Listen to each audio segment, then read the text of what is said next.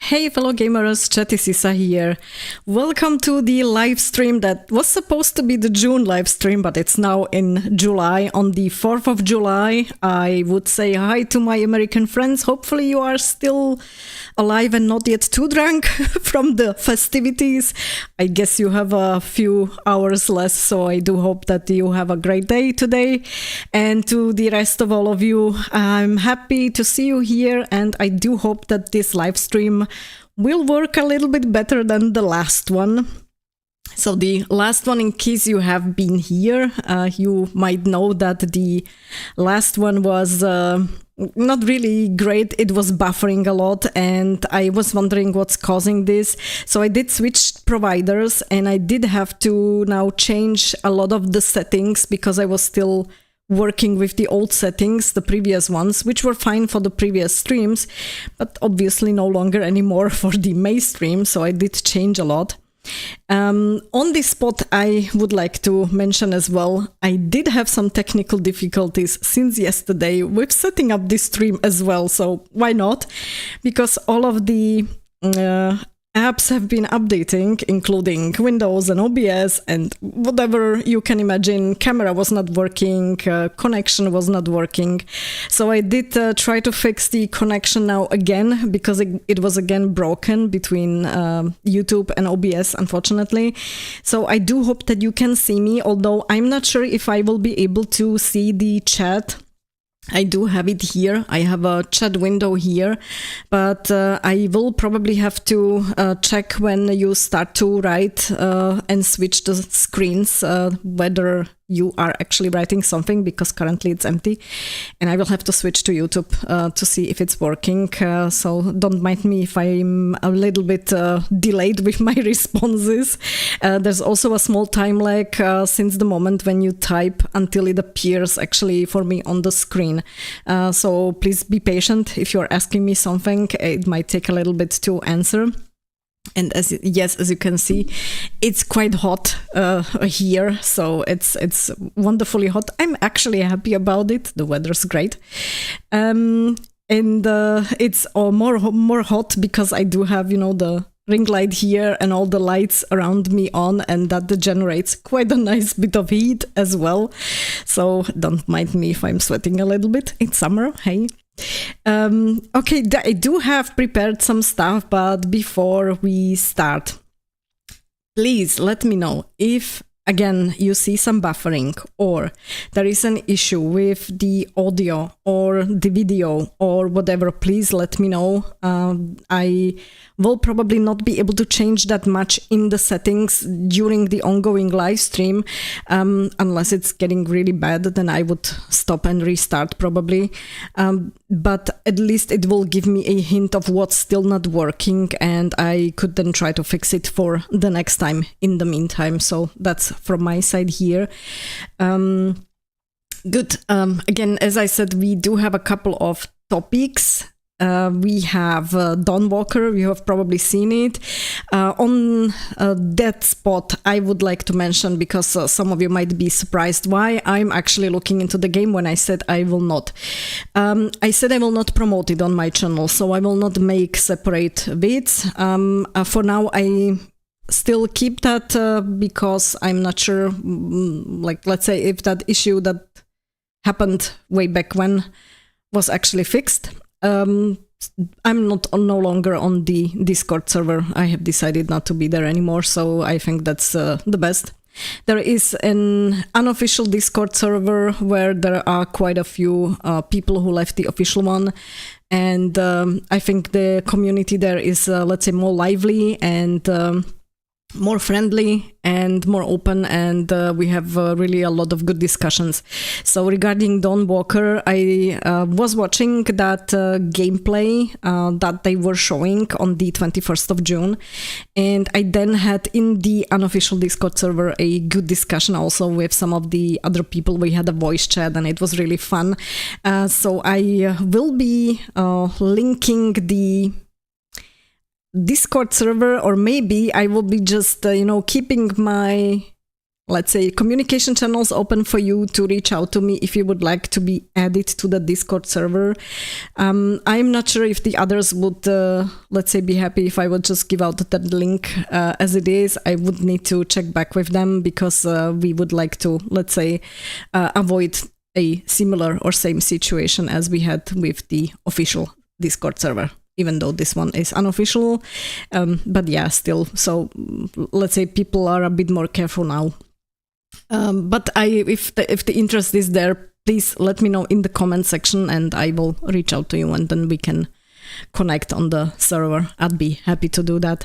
So I did watch the gameplay trailer, as I said. We'll be talking a little bit about that, but we also have Mafia, the old country, as another topic. I mean, there has been a lot that was happening in the meantime. I was also wondering whether I should be talking a little bit about the Witcher 4 and the Witcher 3 new DLC rumors. I'm not sure if you have heard that. But we do have another scheduled live stream as well for July still, so there will be a second because I want to, keep my promise, and because there was none in June, then I would like to, let's say, make up for it and do another one in July. And I think we could discuss Witcher there in a little bit more detail. There is also, I think, quite a lot to be discussed for the new Expanse game and maybe a little bit about Bond.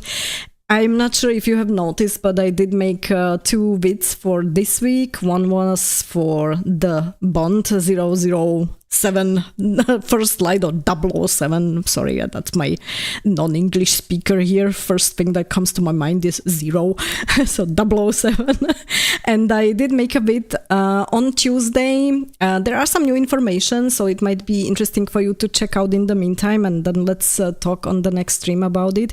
And today, before the live stream, I did post another vid that was dedicated to the Expanse.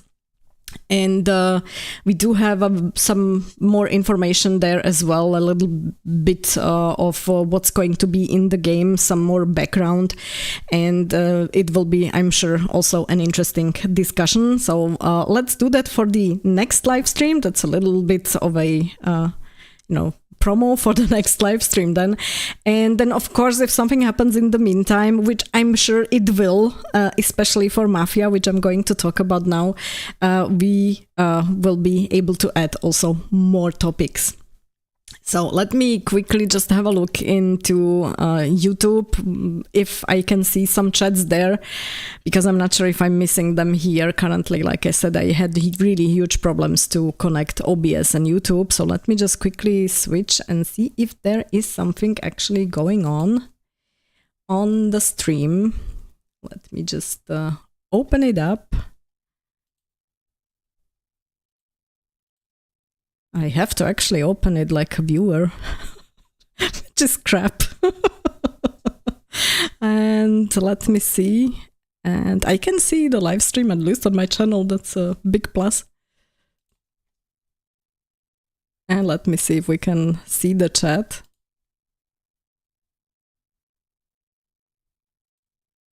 And I can see the chat. Okay, so it's working. Good.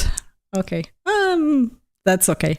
So I'm happy that it seems to be working, at least for the moment. So let me switch back. And I'm glad that I can see somebody already in the stream. So I hope you have a good connection. And like I said, if there is something, please let me know. Let me show you what I have prepared regarding Mafia. There is a little bit of some information coming from the devs, and some information again from the YouTube channel, which I have already mentioned, which is the Mafia games. That channel is really great. So if you're into Mafia games and you don't know the channel yet, which would be a surprise for me, then I would definitely highly advise you to check out that channel. Let me just open that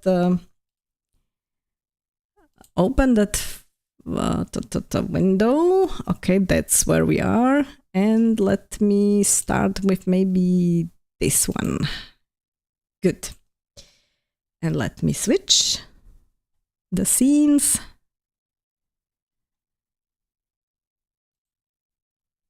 And let me include my face there. Good. So as you can see, there is the page, the home page for the game there. And I wanted to highlight, let me also go to that page. There is a headline, which is the community Q&A. There was a Q&A session. There was some information which we already know, but there were also some newer information which they let us know. And I think there is one very important bit. If I switch to the Q&A, so this is the Q&A, what it looks like. And like I said, there is some information. We already know that the game is not open world game, so they had the question here. And also people were asking why they decided to create a linear story. And I do believe it's in line with the previous games. And to be honest, I already mentioned this previously, but to be honest, I am actually quite happy about this. I'm playing at this moment the Horizon Forbidden West game, which is an open world. I am already a little bit scared of how open and how big it will be, because let's say time is quite limited, and I think I'm just not going to look at all the side quests and all the content that is there, and just maybe do the main story, the main quest line, which again is a little bit of a pity, because I would like to enjoy a game to its fullest and see everything that the game is offering and the devs are offering.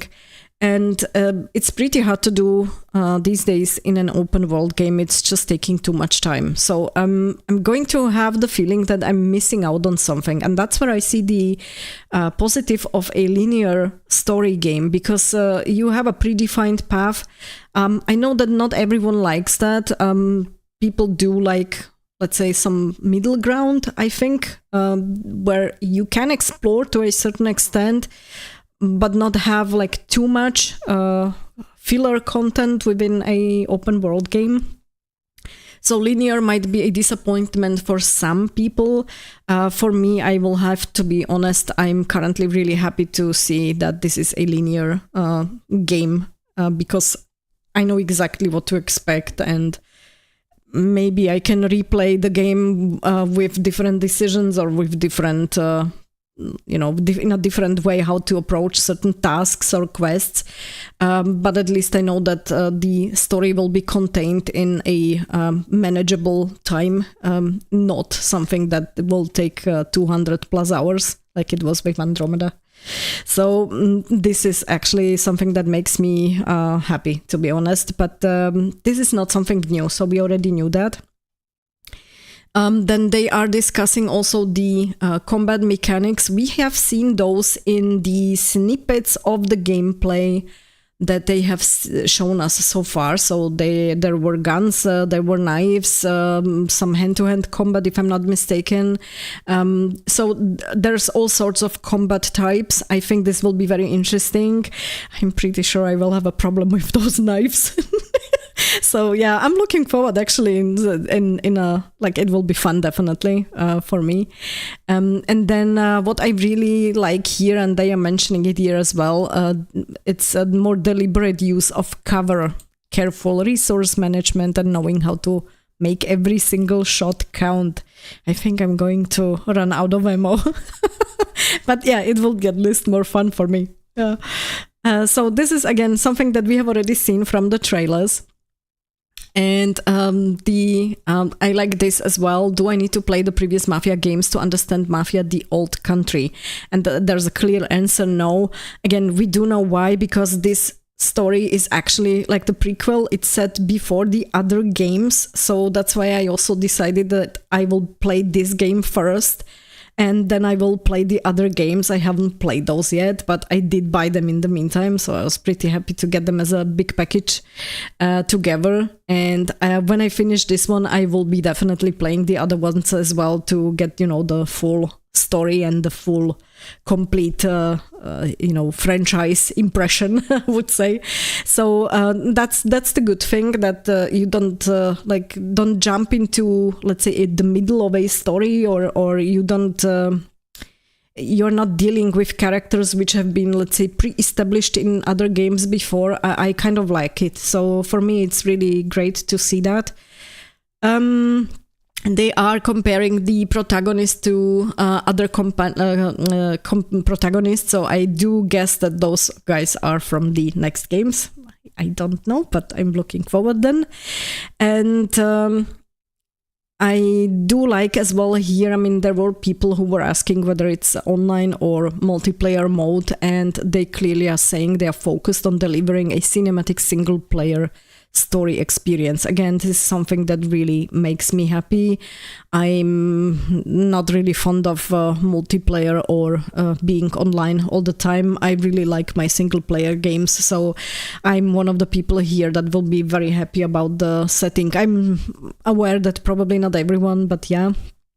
And I think if we go through the other replies here and the information that's being provided, the most important bit which was mentioned, and I'm not sure if it's here or in another spot, but they actually decided that they are going to have like gameplay Mondays, and that's the most important bit on what I'm currently sharing.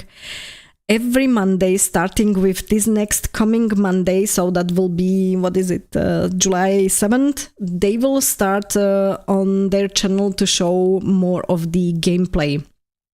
It's kind of an interesting concept, because I normally would have expected one big video, let's say 15-20 minutes of consistent gameplay, to give you a good impression. Now, when they are saying they are going to do gameplay Mondays, I doubt that they will be showing us every Monday 15 or 20 minutes, so we will probably just get again little tiny snippets, especially when I consider how long or short the game will be. They already said it will be, let's say, not that long, so I doubt that they will be showing us, half the gameplay before the game actually releases. So it will be definitely interesting in that sense that we will get to see more of some of the combat probably, and maybe, the dialogues, etc., and maybe some other systems.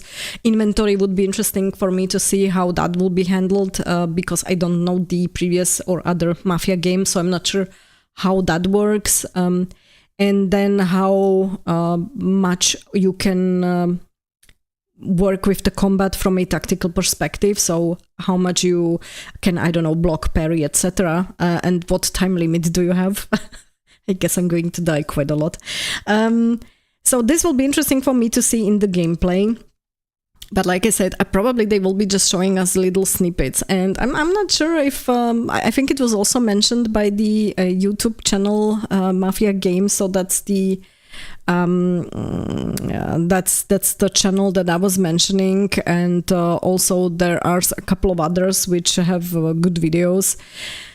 I do believe that the let's say gameplay in one big video would have been more interesting, or give us more to like a more consistent experience than cutting it into small chunks, but who knows?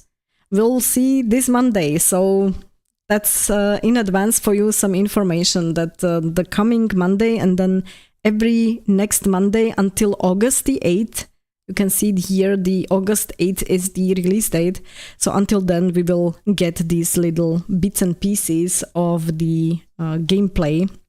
Let me switch back a little bit to OBS and to see if you are writing something. And hey, the chat became alive. Hey guys. Yeah, the stream started early. So hey, on this spot to Luis, I can also see there is John there. So hi guys, I'm really happy that you are here and that you could join, and that I can see the chat. As I mentioned at the start of the stream, when I'm not sure if you have been here, but I had really technical problems and difficulties combining YouTube and OBS, and it was kind of weird. So I'm really happy that I can see the chat on the screen now. So Louise is writing, but of course, the one time I'm late, the stream starts pretty early. I was late actually anyway. I was late like by 10 minutes because I had to fix the connection. Anyway, on station now, did I miss much? No, not much. And John is writing mob stuff. Yes, John, exactly. Okay, so you guys are talking about it's hot there. It's not raining at least. I mean, it's hot here as well, for which I am actually thankful, to be honest. Rain would be a welcome sight here. Europe's going through a bit of a heat wave. Yeah, that's true, Luis. Yeah, not everybody wants to have the rain, though. I will be honest. I'm one of the crazy ones, but yeah, I can understand that people are not really happy about it. I do think it was already in the news today that there were a couple of people that had to be brought to hospitals, unfortunately, because of the heat or overheating yesterday and today. So yeah, it's not great for a lot of people. Let me go back a little bit to the to show you the next stuff that I have. So we talked about the Mafia game channel, and I also wanted to highlight like there's more information here which is connected to the game. So we do have also here, for example, the performance, how it was captured, you know, the motion capture. There's some insight into that. We do have information about what it means, the breaking of Omerta. So there's some additional information. There is like developer insights as well. Partially there are things which are also shared on the page of the game. So here between the headlines, for example, or here there are some vids as well. But there are some new information on that channel as well. And then I would highly advise you to go through the Q&A. There's some more information there.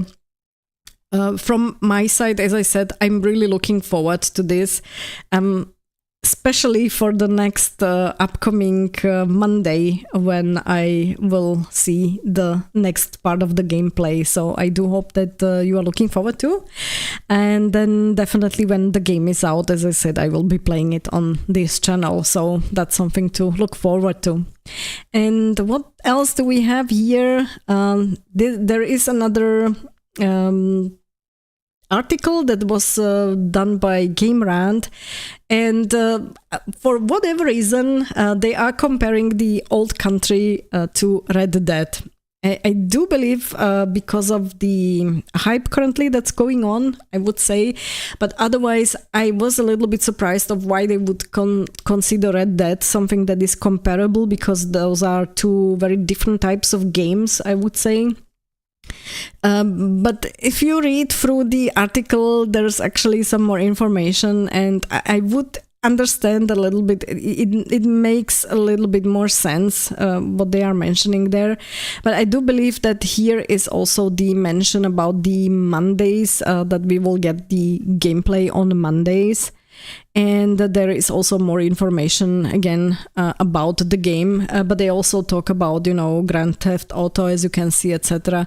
So I would advise you to read those articles. I will be linking them in the description below. And let me see, what else do we have? Yeah, we have here another article, which is from a Czech magazine. I'm pretty sure Lois will recognize that one, as you can see. And those are, I think, Czech guys, and they have made another article here as well that is talking about the gameplay reveal that we will see. And there are some more information as well about the game, and then they are linking also to the trailer, which was last released. That was the initiation trailer. So that much for the Mafia game. Let me go back to here to OBS and see what you are writing. Horse riding invites comparison, at least visually. Yeah, guys, I see you have a nice discussion there. I think we should do like one time a completely like just a chat live stream where we will discuss some topics just simply from the chat. I don't in fact in fact recognize that magazine. You don't? Okay, so I have shown you something new now. Okay, good. Let me switch maybe this way. Good, so you can see me a little bit. John, I wanted to ask you, it's actually 4th of July. Are you going to celebrate? I do hope that you're going to have some celebration over there. And I do hope that the weather will be, let's say, good, not too hot, and it will be manageable. But I definitely wish you a very nice celebration over there. The horse riding comment is about Red Dead and Mafia. That's from Louis. Ah, okay, so you mean that's why they were mentioning it. Yes, there is some horse riding as well in Mafia, the Old Country, that's true. So not just car chases, because they were focusing quite a lot on that when they were showing the trailer and some of the stuff from the gameplay. But yes, you are right, there was also some horse riding. I'm not sure if it's so important, though, for Mafia the Old Country, like it is for Red Dead, because in Red Dead, basically that's your main means of travel. And in Mafia the Old Country, you do have the cars and you have other options as well. So, yeah, it will be probably just a comparison on how the mechanics work, I guess. So, but that's a good point. Yeah, I didn't realize that, yeah. John is writing, no game has done horses right. I don't know. I did like actually the Witcher 3, to be honest, with the horse races. But yeah, I love Roach, so that's probably because of that. But I'm not really, like, let's say, looking specifically into horse riding when I'm looking at a game. If it's really like the most important bit on it, then yes, of course, then it would be something different. But until now, the games at least that I've played was when they had the horse riding, it was like an additional feature or something that you just did during the game, like not really focusing on it. It was just there. It was a feature that's there. So yeah, I'm not sure if how it is in Red Dead. I haven't played it yet. I do have it sitting in my library. I do have a couple of games like that, which I haven't played yet. So I do have to do that. But I did see quite a lot of the gameplay already online, and I have seen that actually for Red Dead it's really nicely done. So I guess that would be the closest thing that would come to a good horse riding game. But when you are saying, John, that no game has done horses right, yeah, who am I to tell you that something is good when you're the specialist here? Louis is writing, let's hope that the comparisons don't hurt the game similarly to how Avowed was severely hurt by the Skyrim comparisons. I will be honest, I don't know why people were even comparing Avowed to Skyrim. I mean, enlighten me, please, because I don't see the similarity there. I have seen a bit from Skyrim and a bit from Avowed, and Avowed is something on a completely different level for me, at least. And for whatever reason, whenever I hear Avowed, I am thinking about this weird one specific character that looks like the clickers from Last of Us. It's not exactly a great comparison, or it's not exactly a great looking character for me, to be honest, so it's kind of weird. Yeah, I wasn't so fond of Avowed from what I have seen, to be honest. So, but yeah, I in general, I think it's a first-person game, if I'm not mistaken. In general, I'm not really looking into first-person games, so that was another bit there. John is saying I have a different perspective. Yeah, like I said, you're the specialist here. Who am I to say? So if you know of a game that is coming at least a little bit close to doing horses right, then let us know, because I'm pretty sure that you would have like the best view on that. Avowed was slop. Yeah, it was absolutely. I mean, from what I have read and what I have heard and what I have seen, people were pretty disappointed. So yeah, Probably you are right. Like I said, I haven't played. I have watched a little bit of the gameplay on YouTube, and yeah, not so fond of that, to be honest. Good. The next topic that I have, because we actually have free. I was advertising too, but we have free. It's a relatively new one. So let me go to the other one. Let me just switch here, and that was the Dawnwalker. And we have seen the gameplay trailer, and I am not sure if, let me just switch, and let me switch to the desktop, so I hope you can see it. I'm not sure if you have seen it. I know that John is not necessarily so fond of it. My point here is rather to talk about the impressions. If you have seen it, what your impressions were. I will be honest, I'm not sure if I want to play the trailer simply because of the technical difficulties that I had. And I'm not sure if it will not cause again some buffering. And I would like to avoid that. But let's talk a little bit about it, because the gameplay trailer, when I was seeing it, and I'm not sure if you did, the first impression that I had was that they were, when they started to walk around with the main character, with Cohen, instant Witcher 3 impression. So for me, it was really as if somebody would put Cohen into a Witcher 3 game. That was my impression. Whether it was outside of the city or it was inside, I just had this feeling.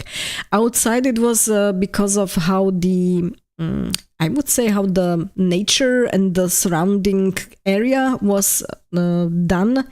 I do believe that they are pretty close in terms of environment to how they used to do them in The Witcher. Yes, of course, it's also because of the, let's say, same geographic location or similar geographic locations. So, of course, naturally, we are in Slavic lands. That's the same that they intentionally did also in Witcher 3. So they really did a lot of the game which was taking place somewhere around this area. And that's the same for Dawnwalker as well. We know that it's taking part in the, or place in the Carpathians. And I did have the same feeling there. And then when they walked with the main protagonist into the city, it was really like if you would be walking into Novigrad or some of the cities in the Witcher games that we've seen previously. It was just very, very similar buildings. The NPCs that were around were it was very similar. And then they were also showing the city map, and that one reminded me on The Witcher 3 actually really a lot as well. So I did have, like, that was my first impression. I'm seeing something from Witcher 3, and in the most positive way, I have to say. So that was very positive for me as an impression. Let me see what you are writing.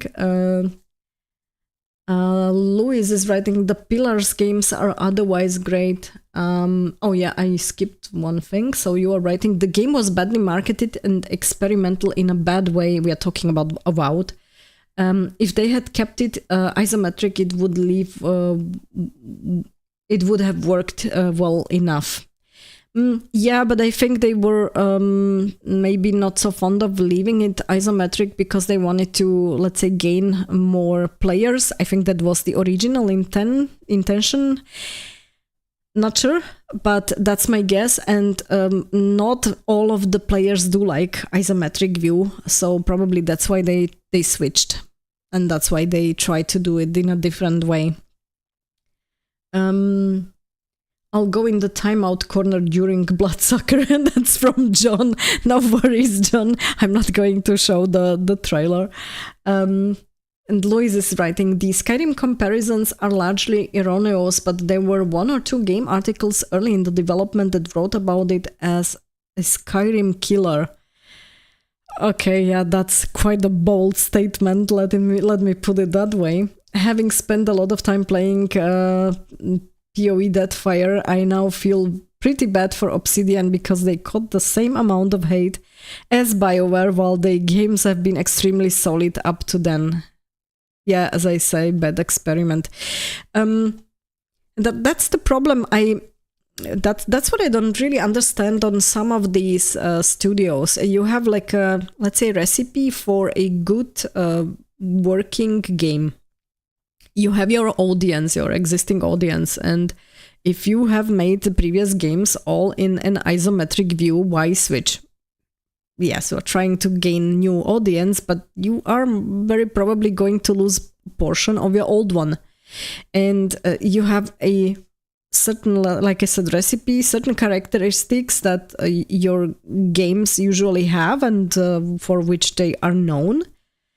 And people are used to that. And now when you start to change things around, like how is it? Don't fix what's not broken. So I think that's the problem, that a lot of the studios in their chase for, let's say, new audience, they are trying to change something on how they are creating games, and it's not always working. And we have to keep in mind, way back when, many years ago, when you had way fewer studios with fewer games coming out every year, there was a good chance that even if you are making something which is not exactly, let's say, per standard formula, that your old fan base will still come back and play it, and yeah, maybe they will be not so fond of it, but there were not so many other options, at least not in certain types of games, or in certain with certain protagonists, with certain combat systems, etc.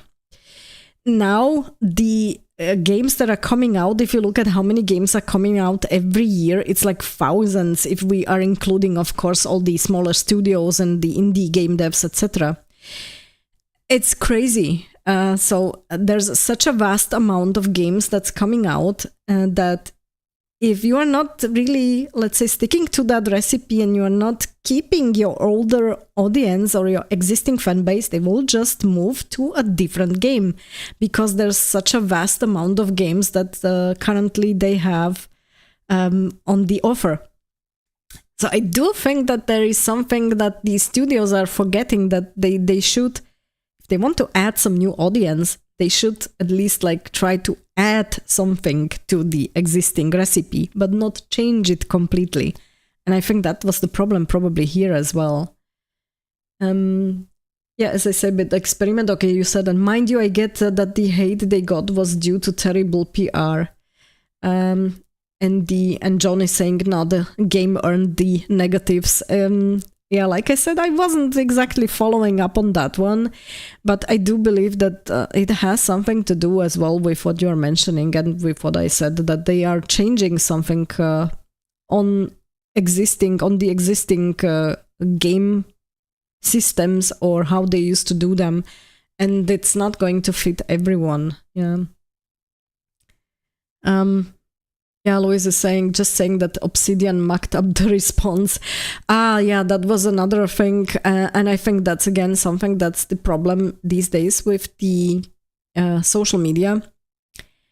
You have a lot of the times people in charge of, let's say, governing the social media for these studios who are probably not the best ones because they are not objective. So yes, there will always be some trolls, let me put it that way, who will be trolling around the social media and wreak some havoc. But in general, you should have someone in charge of the social media who's having a relatively objective and mature point of view. And unfortunately, that's not the case. And I have seen that a lot of the times happening already before. And that's actually also what happened with Dawnwalker, and why I stopped promoting it. Because, as I said, the Discord server, that was awful. The mods there, it's just like childish people who absolutely do not accept a different like worldview, and they are just, banning people left and right for different opinions, right? Or for stating something that's actually reality or truth. yeah, let's not go into details here, but it's a good example actually. And unfortunately, I can see that in other studios as well. Like there are people in charge of social media that probably shouldn't. And I think that's the problem oftentimes as well these days. You didn't have that way back in the past. You had games that had some, let's say, PR department that was handling the marketing and the responses. And the social media aspect was not yet so prevalent and was, let's say, more tightly controlled, I would say. So basically any answer or any reaction on the social media was something that they first like internally discussed before they actually replied something that could potentially be problematic. Now you have their people in charge who oftentimes don't even know the game.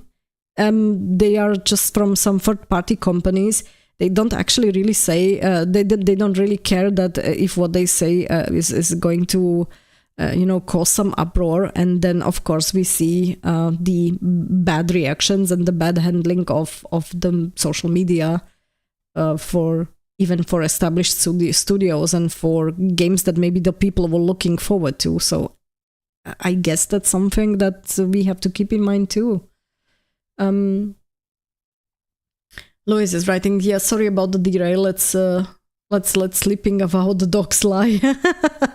And John is saying New Vegas was a mess at time, but a far better experience. Avowed as far as Obsidian games. To my shame, I am still in my backlog. That's from Louis. I think we all have a backlog of games to play. Yeah. And John is saying, it won't play on Windows 10. Oh, crap. Okay. Louis, I get that you don't want to air dirty laundry, but could you actually elaborate a bit on your Exodus mod grievances? Was it political? Exodus. It wasn't. No. Yeah, well, it was also Exodus, but that wasn't the problem as it was with Dawnwalker.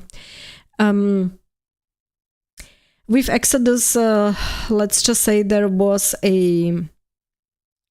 are some mods who allow, of course, people to join who are also creators. It's normal on a Discord server, right? The problem is that if you have on the Discord server some rules, and one of the rules, the main rules, is saying no self-promotion, and then you have a couple of creators there, and one of the creators is non-stop constantly making promo for their own bits. And you do not take it down and you allow it while you are suppressing the other creators. That's when I see a problem. So, hello, the rules are there for everyone. So just because you like that one particular creator doesn't mean that he or she can break the rules. And then there was, let's say, in the server, there was somebody who wanted to join. I'm not sure how exactly it was because I just heard about it later. I wasn't on the Exodus server. I wasn't, and I'm not planning to be. But from what I heard, there was actually another creator who wanted to join the server. And the creator who is there, who is non-stop making promos for her own bits, let's say had him banned preemptively.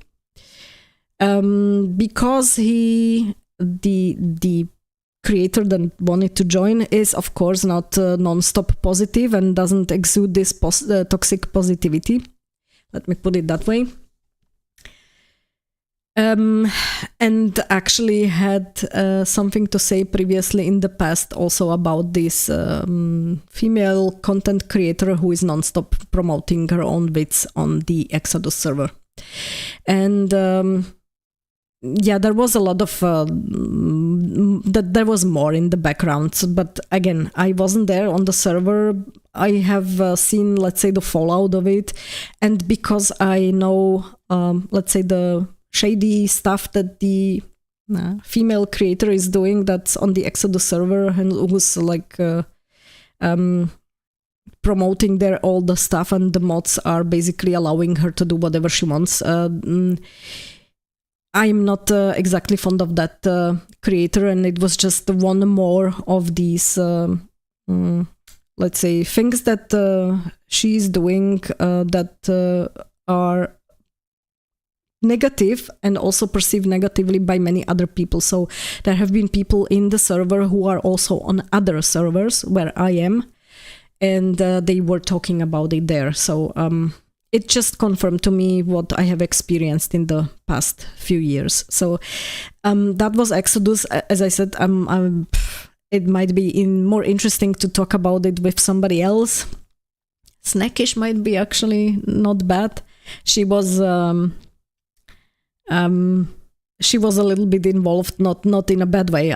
She's not either one of those two creators that I have mentioned, but she knows a bit more what happened.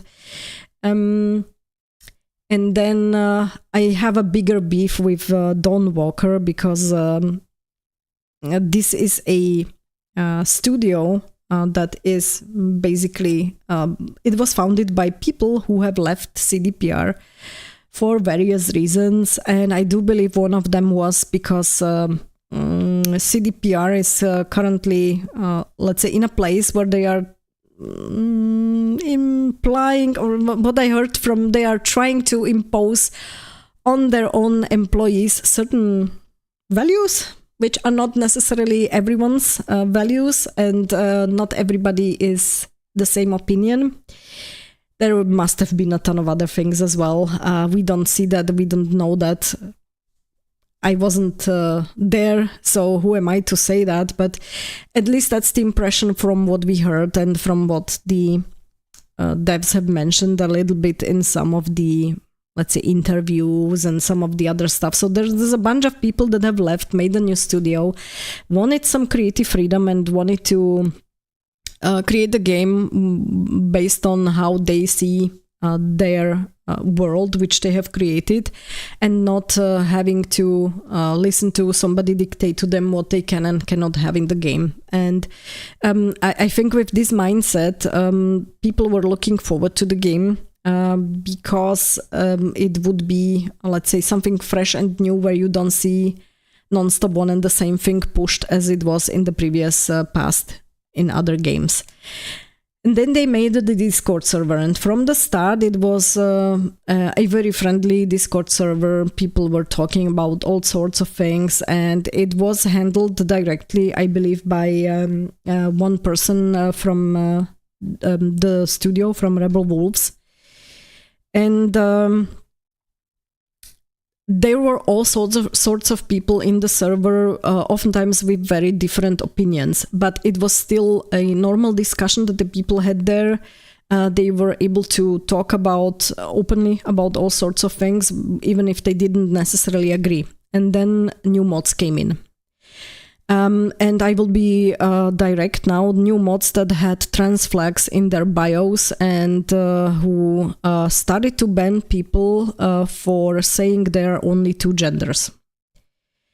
And when I hear something like this, I am really, really getting angry about that, because I don't care what your worldview is and what your personal politics is, but you don't get to ban on an official server people for stating biological truth. So if you have people who are mods like this and who start to do this, there was a big discussion that started after some of the people have been banned. Then people started to ask, listen, what's going on? There are some new mods here. We never heard of them. When you were seeing what the mods were talking about, they had absolutely no clue about the game. They came from a third-party company. They had zero clue about the game, zero clue about the server and what the community is on the server. And when people started to ask about this, they started to mute people. They started to delete the comments. They started to say, yeah, open a ticket. We'll be handling it outside of the visible discourse in the Discord server. Just open a ticket, which of course only the person sees and the mod. And that's when you start to, put things away that you don't like. And first of all, that's not a normal or acceptable behavior that you simply start deleting the post. The people were not actually breaking any rules.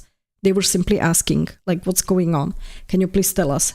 Why can we not now say this? Or why can we not ask about this? Can you please explain a little bit more what happened? Why you have suddenly these people here? And like I said, people have been banned, muted, and whole discussions deleted.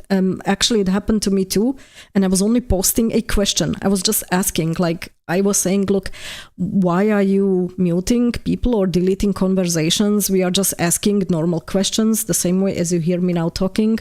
We are just asking simple questions. Can you please, like, provide some statement or something? Boom, deleted. Open a ticket. What the hell is this kind of behavior? That's absolutely childish. And me personally, I will be honest, again, I am prejudiced here, I will be open. This reminds me of communists. Somebody who tries to tell you what to think, how to think, and what you can and cannot say. And I will not support that. I will not be on a platform that tells me what I can and cannot say. So I did leave the server. And I was very, very disappointed because even though when the mods started to do this, some people actually looped in people from the studio, from Rebel Wolves, and they were complaining. And the response was, yeah, that's how we now handle things, basically. To put it in simple terms, of course, they did it in a more diplomatic way. But the response was, yeah, the mods are okay. That's how we now handle the server. And that's how my view on the studio has changed. So I don't, again, I did say it already previously and I will repeat it again. I am not saying that the game will be bad. This has nothing to do with the game, but it does have a lot to do with the people in the studio and on the social media in the Discord server. And if this is how it's handled and if they actually agree with it, then I do have a problem with that. I'm not sure if I want to support people who ban, mute, or delete stuff just because people are asking simple, normal questions. That's childish. That's absolutely childish. So yeah, that's the explanation of what happened. I do have a couple of screenshots actually, which I have taken before some stuff was deleted, and it also proves that it was not nothing like bad or serious. People were just simply really asking things, and those conversations have been deleted, right? And it was also pretty clear that some of the people have been banned simply because, yeah, they said that there are only two genders. So that's what happened. I didn't really want it to go into that much detail, but as I have noticed that nobody's really picking it up and nobody wanted to talk about it, so here's what happened. I do understand that not somebody doesn't want to pick it up, nor not everybody wants to pick it up simply because not everyone is fond of the drama that stuff like this brings. When you start to talk about these things, I'm pretty sure that there will be people who will be reacting negatively also to what I have said now, even though I just basically recount what had happened. But yeah, I hope this gives you a better picture of why I am not going to support the game. Again, I'm not saying the game itself is bad. That's not what I've said. But I'm not fond of supporting people who accept this kind of behavior on their official Discord server and on their official social media. So yeah, let me go back to the chat. Yeah, I can see what you have written a lot. Okay, let me just go through it.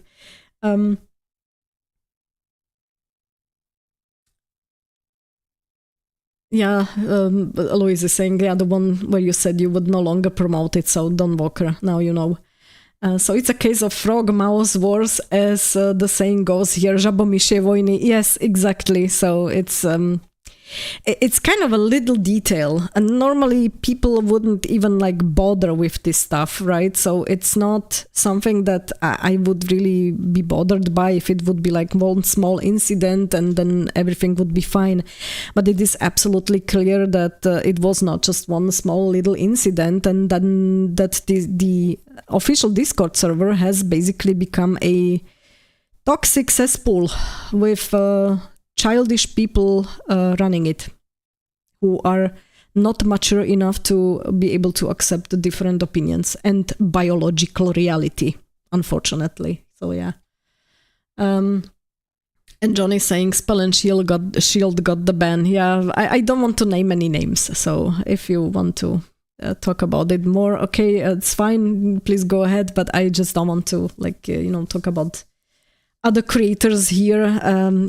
Spell is actually great, so I can say a single bad word about him. He's really, really great. He's having actually his own Discord server, which is having a great community, and I'm there, and I'm really enjoying being there. So that's one of the few Discord servers where I really enjoy being there. So the other creator that I have mentioned is somebody that I would rather not name, because it's a very she's a very toxic person, let me put it that way. And I have seen her dox people and chase, tell her followers to chase around that other creators or those other creators that she doesn't like. So yeah, I'm rather not going to name her, even though I have not a good opinion about her. But as long as I don't have to see her, it's fine. John is saying, yeah, that's a big oof, undeserved. These are people whose aspiration in life is to become Reddit mods. They are on a power trip, absolutely. So they are definitely on a power trip, and I think their only reason for doing this is to feel like the king or queen of something. It's the only way how I can describe it, unfortunately. Louis saying, thanks for the elaboration, I'm not going to bother you with it anymore. I wonder if the mod position naturally attracts people who feel a desperate need to control the conversation. Yeah, I do think so. Although I have seen a lot of people in mod positions who don't have this, let's say, inclination, and who just, make sure that they remind people of keeping up with the rules. And, those are normally, usually people who, even if you do something, let's say, bad, if you do it for the first or second time, they will just tell you, hey, look, don't do that anymore. We might have a problem as a server, because Discord also has their own rules which you need to follow as a server. So if we don't want to get the whole server banned, we need to follow certain rules, unfortunately, as well. So you have kind of a normal conversation, and mods with who are able of a normal conversation and handle these kind of situations in a normal manner, right?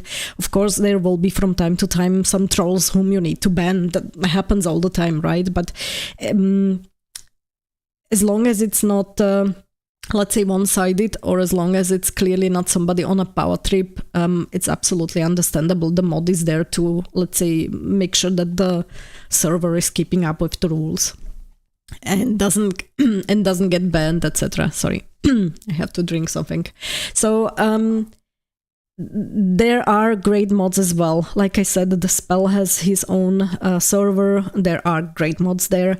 There is the unofficial Discord server for Dawnwalker. Great people there as well. These are like servers where you have normal, open, honest conversations where people still respect the boundaries, because there are mature people who prefer to discuss stuff with each other, even if they don't necessarily always agree. And I have seen very interesting conversations in both of the servers where people really genuinely disagreed with one another, but they were still able to talk about it and explain their viewpoints. And I think that's how these servers should be. You have a community of people which is related either to a content creator or a game, where you have to account for it, that you will always have people who have different opinions. You will always have this there.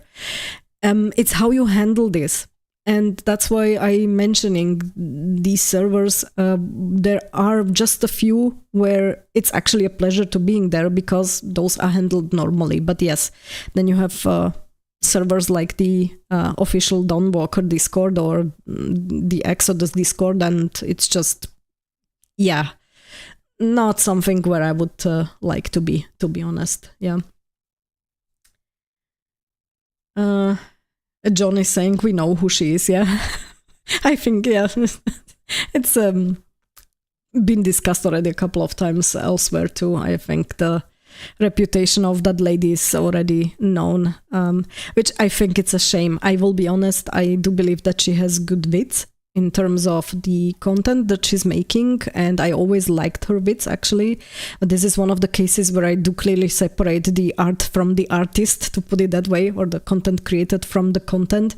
The content is great, but the person doing the content is an absolutely toxic person who's not a good person, in my opinion. So yeah.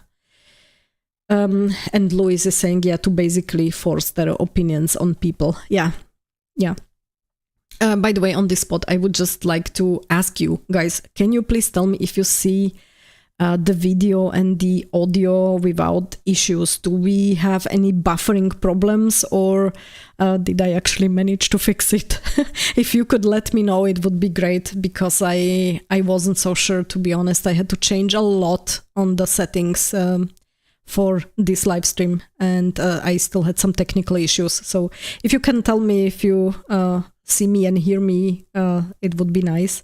And the second thing is, I know that there is a big time lag, because there is a time lag from me here live and between this and what you actually see when you see the sight and sound. So there is a time lag already there. I think it's like almost half a minute from what I have seen. And then when you are writing something in the chat, in the conversation, it also is taking some time until I see your chats. So there might be some time lag. Louis is asking, who is that? I swear I want Prime more. Let's talk about it outside of this live stream. I will, let's say, give you a hint outside of the stream. Then, if you don't mind, in one of the comments we can chat. And John has said two brief bufferings. Okay, thank you. So at least I know, but I hope it's not so bad as it was last time. And Louise is saying everything seems to be in order. Wait, are you in the train as usual? Because if you are and everything is in order, then that's a huge win. So yeah, let me know, please. That would be interesting to know. So that is... that much for this topic, I would say. We did deviate a little bit, but I actually like it that you were, engaging in this conversation and that you were asking. Don't hesitate to do that, because the stream is for us to discuss stuff that normally is not in the wits that I'm making. So yeah, go ahead and ask if you want to. Let me just quickly go back to the Dawnwalker. What I wanted to show you, there was a here. So what I just wanted to mention additionally to that gameplay, and I think that was an observation that more people had. That was that you have this night and day cycle, and from what we have seen from this gameplay was that you will have, let's say, an easier life going through your quests during the day, but you do not get all the information, and you cannot see some of the hints or some stuff in the area, in the environments, which you can actually see during the night, and you can also do some additional things during the night. So I do believe that there are some rewards for playing some of the quests during the night, even though they will be probably harder to do. That's what they have mentioned. So during the night you will have harder opponents. But there was quite a difference, especially in this scene that you can see on the screen, that he's entering the church, And during the day, he's not necessarily getting all the information that he gets during the night when he sneaks in during the night. So this is something that was very interesting to observe, that they didn't just create, little differences between day and night, but that you really have very different information within the game, and you can handle quests very differently during the day and during the night. So they really meant it when they said that the day and night cycle will play a big role. So that one got me really interested, to be honest, in terms of the mechanics, how these mechanics will play out fully when you have the full game released. So I wanted to mention this one in relation to the Dawnwalker, and I don't want to spend too much time anymore on it, because we did discuss some background info, as I said, and I know that John is not really fond of it. I know John, and I would like to keep the stream, let's say, open and interesting for all of you, not just for some people. So I will switch the topic, but let me see what's going on in the chat. So let me switch back. Okay, nope, I'm not traveling today. Okay, so we have no test from the train, damn it. Good. The next stream will be on the 25th, as I've already announced. So on the 25th of July, we will have the next stream. Let me switch the scene, maybe. And then by the end of July, maybe you can try and test it out if you are going to travel. If not, then I'm actually really happy at this point that it's working out without bigger technical issues. So I'm glad that it's okay. If you see something that's not really working, just let me know in the chat, and afterwards I will be dealing with the settings again. And it really helps when you let me know in more detail what's going on your end. So that would be really helpful for me to fix it then. So yeah, just FYI. And I have a third topic. As I said, the third topic is Nexus Mods. And I'm not sure if you have heard it, probably yes, it was all over the gaming news. So Nexus Mods has been sold after 24 years from the previous owner. And John is writing, don't change topics for me, I am a narrow-minded curmudgeon. Good Lord, I'm learning new stuff here with you. Always on the stream you are throwing in some words which are completely new to me. So I have to start to write a small vocabulary. Some additional new stuff. Did The Witcher 3 also have a night-day difference? That's a good question. I am not aware. I mean, not in that sense as Dawnwalker. I don't think so, because Dawnwalker is going to have different enemies, and they are going to be harder during the harder to beat during the night cycle than during the day. I don't think it was the same in Witcher. I think you just had an opponent with a certain level, and that's it. And I don't think it really mattered if you met the opponent during the day or during the night. It was just the same level. And Geralt also didn't have anything special that would some potions. I think the difference was in some potions. There have been some potions in the game, if I'm not mistaken, that made you stronger in certain abilities. For example, when the moon was shining or whatever. I don't remember it in so much detail, to be honest, but because I didn't really use that many potions. I had my standard setup of the potions that I was using. But I do believe there were some that were having an additional bonus effect when you were drinking them during the night. But I think that's the only difference that I have observed. Correct me if I'm wrong, but I don't think that there was a difference. And by the way, talking about Horizon Forbidden West, I was talking about that I started to play through with somebody, And inadvertently, I've been spoiled by another person, because that person told me, yeah, but you know that some of the machines that you are going to encounter like during the night, it's like harder to beat them. And I'm like, okay, I'm probably going to stay inside, somewhere inside the settlement during the night and just traverse the area during the day then. Not that I would be too scared, but if there are some bigger machines, like it was in Zero Dawn, you know, when you have met some of the bigger machines, you had a lot, like if you were playing on the high difficulties, you had a lot of work ahead of you when you wanted to take them down. And if it's the same as well in Forbidden West, but it's actually even harder during the night, then I'm not sure if I want to do that. So yeah, I think there is a difference in that game too between like the day and night cycle. So see, now that I'm talking about it, I realize there are more games that actually have this difference. Alois is saying The Witcher 1 had different monsters spawning, for example. Yeah,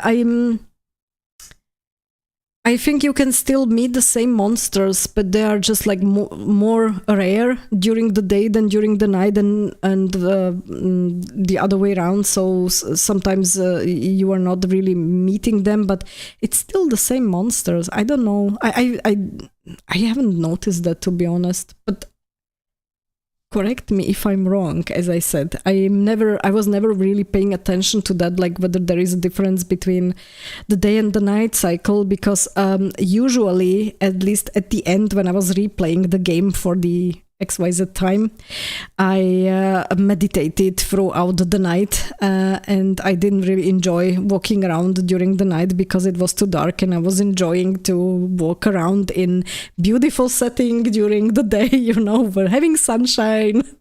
So yeah, probably that's why I'm not noticing so many differences, because I wasn't so often playing during the night. Of course, there were some quests that you had to do during the night, but aside from that, I usually was like just during the day walking around. So yeah, let me have a drink just a sec.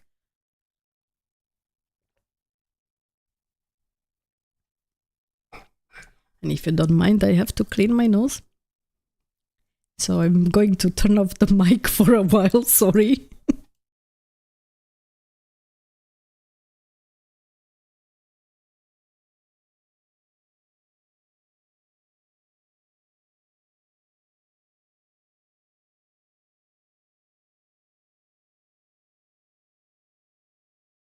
Okay, thank you.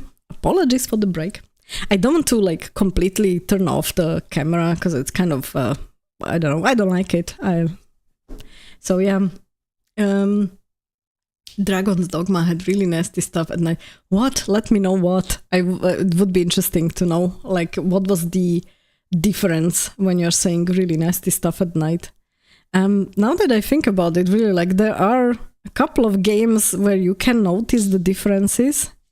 And it is interesting always to see if there is like something that changes the gameplay completely, or if it's just like some additional extra layer of harder to beat the enemy. So if the enemies are a little bit harder to kill, or if there is something which is specific for the night cycle.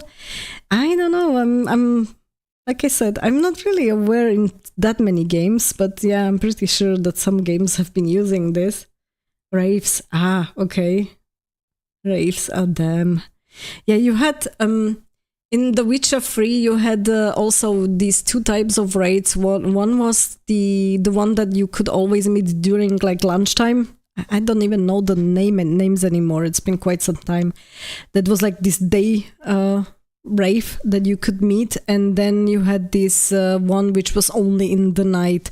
And I do believe, yes, there were a couple of like quests which you had to do like in the night to actually get to that night rave, whatever it was called. Yeah, it's been quite a while since I have played the game. Good. Nexus, let me go back to that one. So Nexus Mods was sold, and there were a couple of information that were released, and the person who was selling the mods has been somebody that was already a little bit criticized in the past few years, because again, that person who was the previous owner has employed some people who were, I would put it that way, the same kind of immature people who are on the Dawnwalker servers and server as mods, because you have seen that there have been some mods created which were banned, and then other mods which were completely allowed. Let me give you one example. Somebody created a black Geralt for The Witcher 3, if I remember correctly, and that mod is still up there. And then there was a mod, and I don't remember anymore which protagonist it was, but there was an original black character, and there was a mod created, Angerboda from God of War. And there was a mod created that actually made her white. And that Angerboda mod was banned for boo-boo racism, and that Black Geralt is okay, because that's not racism, right? Yeah, sorry, I mean, normally I don't really care about the skin color of the protagonist, but if you apply a certain rule, you have to apply it to both sides. That's where my beef is. My beef with these people is that they are only preferring one side and they are banning automatically the other side. And it doesn't matter if we are talking about biological reality, let's say two genders, or if we are talking about a mod that is changing the skin color. So one is okay and the other one is not. So that is something that the Nexus mods have been criticized heavily for during the past few years, that there was really heavy censorship, which was very one-sided. And the owner of Nexus Mods has said that he was trying to sell the platform already for quite some time, but he was looking for a good buyer, and he was like very picky with the buyers because he wanted to keep up the same, let's say, kind of politics on the server even after the Nexus mods have been sold.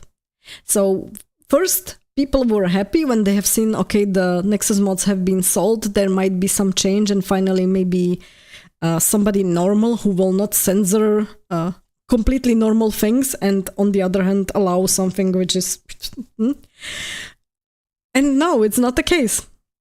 It's actually really people who are just going to continue with this nonsense. So when people have heard about that, there were quite a few, let's say, mod creators who have already switched to other platforms.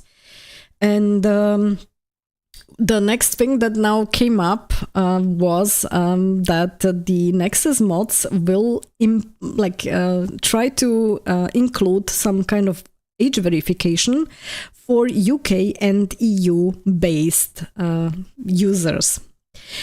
There is one thing which these people are forgetting. Yes, Nexus Mods is a UK-based platform. And the UK, I'm pretty sure you have noticed, that's like currently, I think, one of the biggest communist countries that there is in terms of censorship and nonsense laws. That's at least what I'm observing for a couple of years. People are being jailed for posts on social media, which is exactly reminding me on communists, what they did.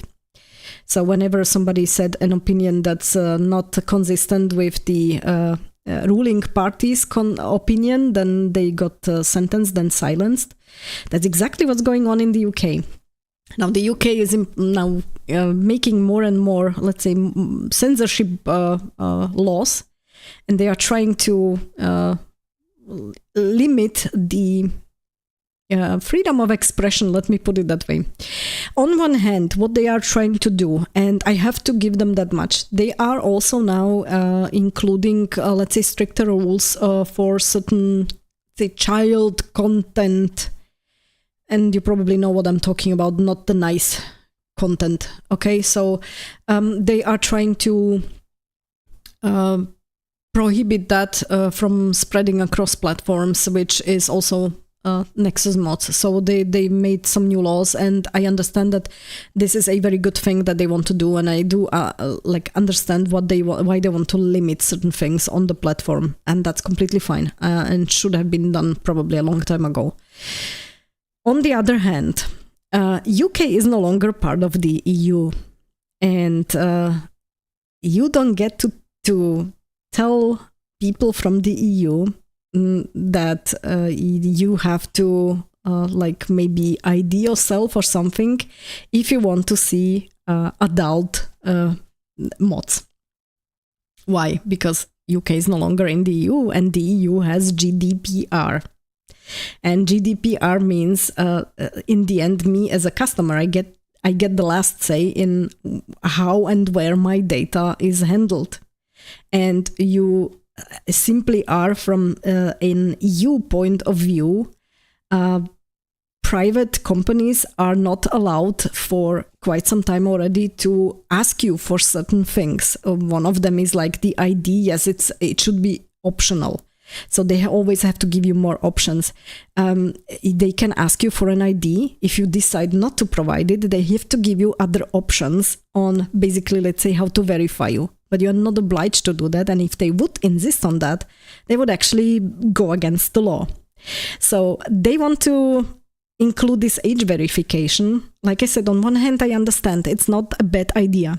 But on the other hand, they are going to run into the problem that they cannot simply dictate to users outside of their country, to users in the EU, what they are supposed to provide, because they are not obliged to do that, from a law perspective. So there is one of the things here which people keep forgetting. Not everybody is aware of the details. I was previously working to a certain extent with this, and I am also in touch still with this, let's say, topic of GDPR. So I'm quite familiar with it. I'm no expert. I will be telling you that much. I am absolutely not an expert, but I do know that there are some things which like you cannot simply ask the people to do. And you cannot ask them for certain personal data, no matter for whatever reason you are trying to do that. If you are a company like Nexus Mods, which is just simply offering some mods, no, you can't. No, if you would be maybe a state company or a public company for or a bank or something like that, then yes, you would be able to ask people for certain things.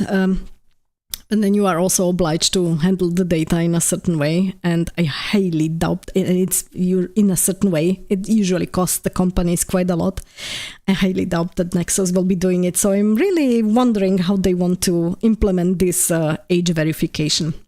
That's one thing. Let me go back to the other one, which is actually what the age verification will be for. That's another very interesting information that we've got. But let me go back to your chat, which I can see here, because I can see that you are writing some stuff. Noon Brave. Yes, exactly. That was from the Witcher 3, which we discussed. Yeah, one was the Noon Brave and one was the Night Brave or something. Yeah, so there were two. Polednice and Klekanice. I don't even know the Czech or Slovak versions, to be honest, because I was only playing it in English, but yeah, it might be. I was expecting a white Yasuke, and that's from Luis. Yeah, I highly doubt that, because it would be immediately banned, of course. So yeah, that's exactly the problem that I've mentioned before. If Nexus stays in UK, they will have the same woke government mandates Robin Scott has to live with. Yeah, exactly. So that's why I'm mentioning it. They are now implementing certain types of laws, which I would say under the guise of doing something good. And to a certain extent, it is something good. Like I said, this child content.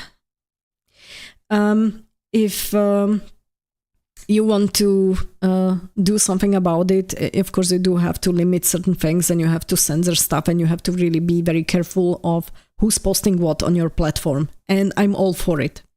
But if you use this as a reason to limit everything else and start to censor people which are with stuff that is not related to this type of content, that's when I have a problem with it. And unfortunately, that's what's happening with the laws in the UK, that they are making a law under the guise of something good, which sounds great in the beginning, and the intention, the original intention, I'm pretty sure is really good, but it's getting misused to a point where it's becoming absurd, like really where people are going to jail for, I don't know, there was a lady, I think she posted something on social media, like her opinion somewhere on Facebook or whatever, and they jailed her like for 20 months. Like, are you crazy? For a post on social media? And I don't think it was something like extreme or hateful or whatever the word is that they are currently using to ban people, you know. So it's what is happening there, it's really not so great, to be honest. Yeah, former Nexus owner, yeah, exactly. The infamous UK license to talk, exactly. That's I would say that's a good name for it. That's from Louis. And John is saying the new owner is a monetization consultant, paid mods incoming. Oh, yeah.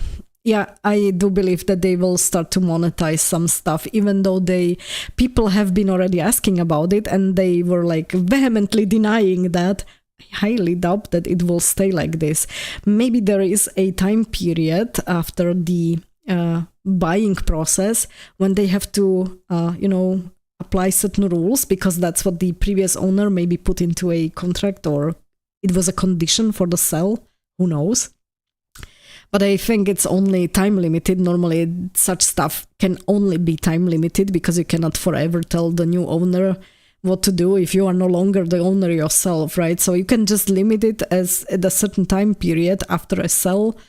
But then there will come a time when they will start to do whatever they want, and I do believe that one of the things will be to monetize the hell out of it. Yes, I'm pretty sure.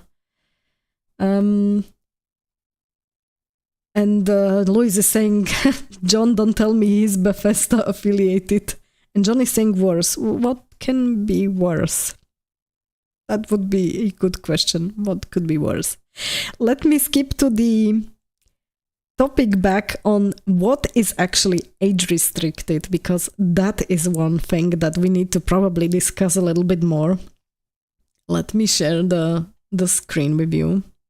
Let me just first open it up, because when I was reading it, I was like, okay, you cannot be serious. Let me find it. I have a couple of windows open. Oh yeah, I have it. Okay. And let me switch. Good. I hope you can see it on the screen now. And John is writing, I dropped my Nexus membership.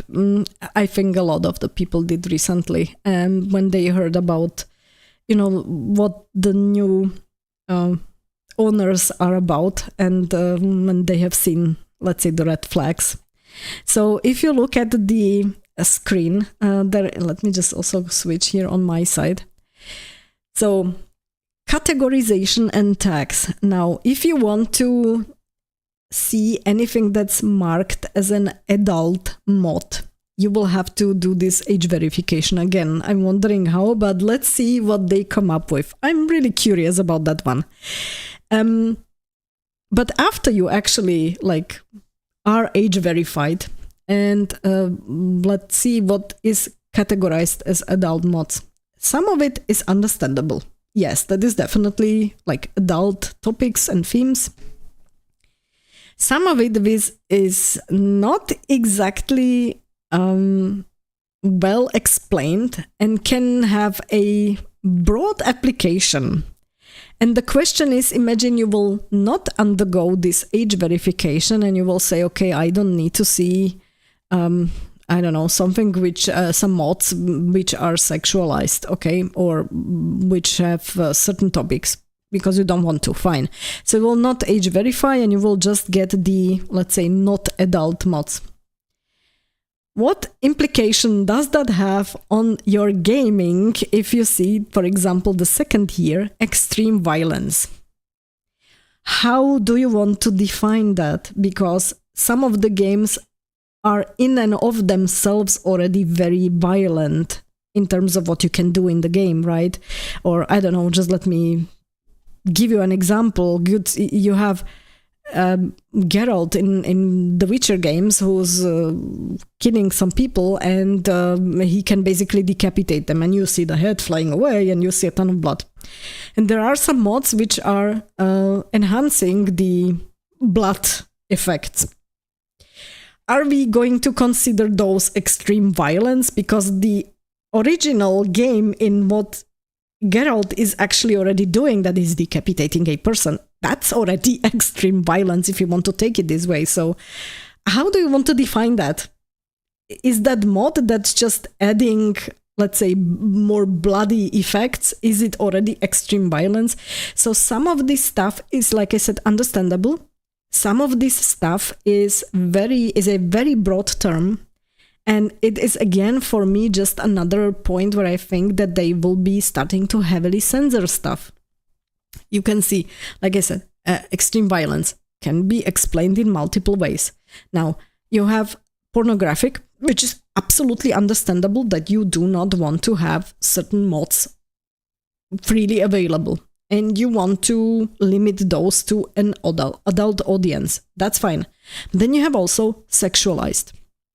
And sexualized, in terms of what I have seen, especially from some countries or let's say some studios or some people who are in certain countries based, they see as sexualized already, for example, if you see a nipple, which for me here from Central Europe is like, what the hell is wrong with seeing a nipple? That's a normal part of your body. I have no problem with that. But it can be already categorized as sexualized, okay? So how do you want to distinguish between those mods? Because I'm pretty sure that fully pornographic mods are not allowed anyway. So how do you want to distinguish those two? And then how do you want to specify what is sexualized? We have seen, for example, the uproar during the Stellar Blade when it came out, that people were, complaining that the main protagonist is having a very childish face, and it's like going into the direction of the children's content. Let me put it that way. I don't want to. YouTube is kind of weird when I mention certain things. So if you are having a main protagonist that's having a younger face and younger features, that already most of these people were saying that you are basically sexualizing children. Just for me, nonsense, because the main protagonist is actually an adult. Not all of us can affect how they look, and especially if you look at Asians or Asian games, they do have very young-looking faces. That's just how it is. That's genetic.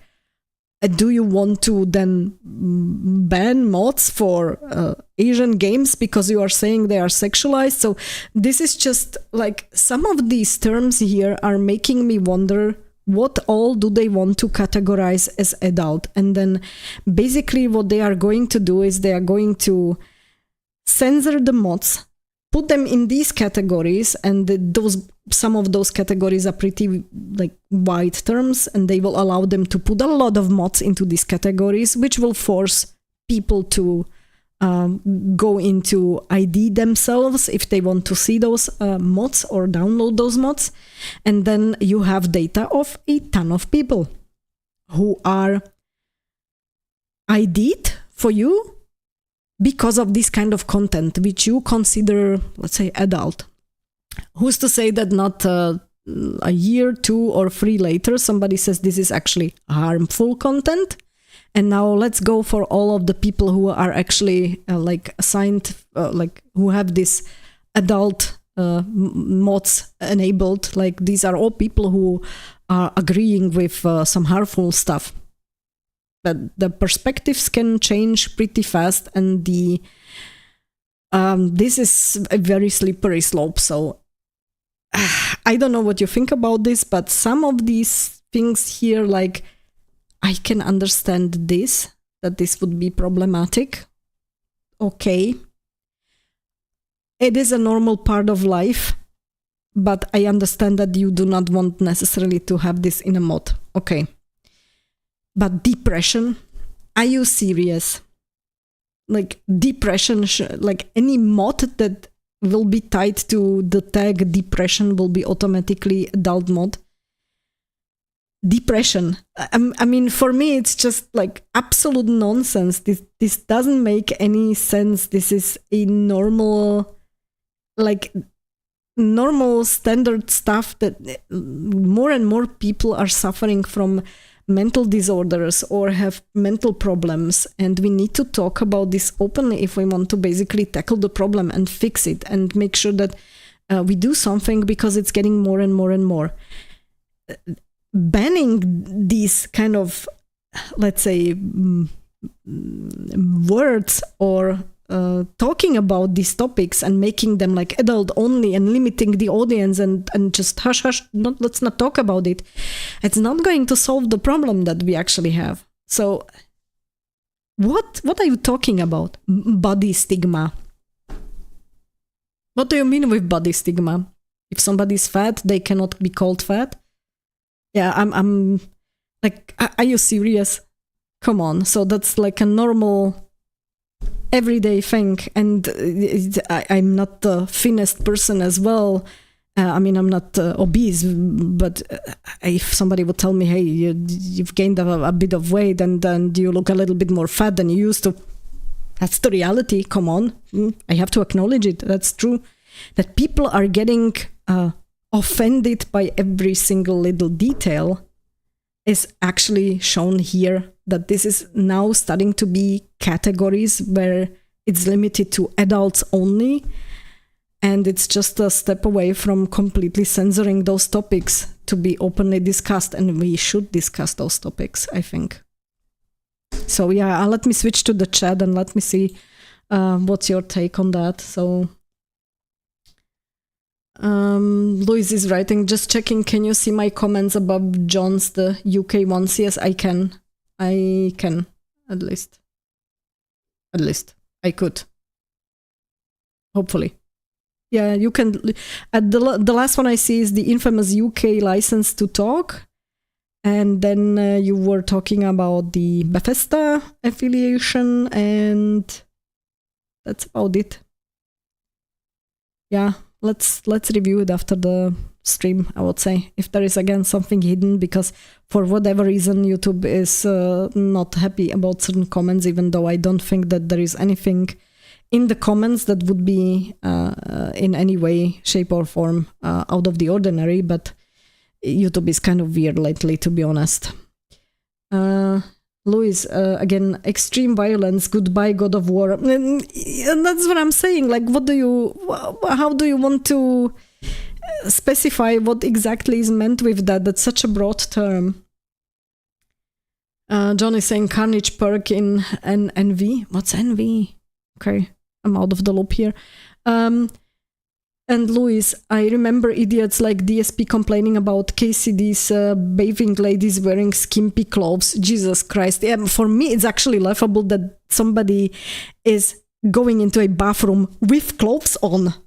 Are you taking shower in your underwear? No, you're naked. So if it's an adult game, which is like for mature audiences, and the games are labeled as mature, why the hell do I see people walking around in underwear and going into a shower in underwear? I mean, just to explain, I don't necessarily need to see naked people. I don't care about that in a game, right? But if you already include a scene where a person is taking a shower, and I'm talking about the Mass Effect 3 here in this case, and then you are showing them how they are taking a bath in a bathtub, and you are showing them in their underwear in that bathtub, that's complete nonsense. Then don't incorporate such a scene at all, rather than making something as ridiculous and nonsensical and unbelievable, like having people shower in their underwear. Because that's, for me, yeah. Okay, so I prefer rather not to see something like this than either do it that way or that way. Don't do this kind of compromise where it's just completely unrealistic and nonsensical. So yeah, And that's going hand in hand with the skimpy clothes. Ah, come on. It's the regarding the skimpy clothes. I especially I do have to laugh about when women are complaining about like games where females are wearing skimpy clothes. Are you going to the beach? Have you ever been on a beach or at a lake? Have you ever been swimming? You do not wear a bikini when you are swimming, like unless you're in a Muslim country where you are covered head to toe, you probably are going swimming in a bikini. That's skimpy clothing as well, and that's okay. But females in games wearing skimpy clothing is not okay. I mean, the double standard is just horrendous, and it just makes me laugh. I have to laugh about some people like that, to be honest. I find them ridiculous. So yeah, that's my cup of tea here. Not my cup of tea, and yeah, that's my 2 cents on the topic. Sexualized equals anything not an A-cup wearing a hoodie. That's from John, exactly. Yes, that's probably very true concerning the games that we've seen lately coming out of Western studios. And if you compare them to the Asian games, exactly that's what people were comparing about, like where they were comparing the games, like how do the females look? And from the Western game studios lately in the past years, you only got like really ugly looking women with man jaws and with, as I described it lately on a post on Twitter, it's as if they forgot their tits in the locker room. Let me put it that way. And again, it's not about necessarily me wanting to see big boobs all the time. But there needs to be a balance, and there is none. So just as we had previously, way back when in the 80s, some TV shows or movies where you always have seen like very busty ladies. Now we went to the completely other extreme where any female protagonist has barely an A-cup. And come on, like that's not realistic. There are both of these types of women, and that's how they should be also, let's say, represented in the games. There are those and there are those. Why are you not making like both types of the characters? No, only one or the other. So it's kind of laughable then when people start to complaining like about, I don't know, skimpy clothing or about certain characters who look in a certain way, but then they agree with these man jaws and with these flat chests. Yeah, no comment. Fail guard females is exactly. I keep on thinking about this slider, which was there, like the glute slider and the breast slider, which did absolutely nothing. So yeah, it's exactly that. Louise is reacting to the previous topic from the Nexus Mods, depression. Oh my Christ. Yes, exactly. That's when I was saying this, I was like, are you serious? Like some of the stuff is making sense, but some of the stuff is just nonsense, absolute nonsense. And I do think that this goes hand in hand with the, let's say, evolution in the societies where we currently see that people are really getting offended by anything. You mention the slightest thing which is normal or which used to be normal and normally discussed, and now suddenly it's a big no-no because somebody might be offended. I am really having the feeling sometimes that I'm living between children, like adult children. That there's not really enough mature people out there because they get offended by everything. And depression, good example. Fat shaming, oh Lord. I mean, what else do you expect? I mean, to be honest, like if I let's take it on my example, and I will be honest here. If I'm gaining weight, like I did over the past year, because of various reasons, I stopped smoking, so that's one contributing factor. I'm in the menopause, not very personal information, but just to give you an idea, that's when women start to gain a ton of weight, okay? And on top of that, I've got my thyroid removed. And again, it means basically that you gain weight. And I'm gaining and gaining and gaining. And I know myself that I have gained way too much already, and I need to do something about it. If somebody points it out, I cannot get offended by that because they are just pointing out the reality. I have a mirror at home. I see myself. I know what the reality is. I'm not getting offended. And it's not, let's say, fat shaming or fat phobia. I'm actually thankful that the people are mentioning this because I actually know that those are actually the honest people who will tell me their honest opinion.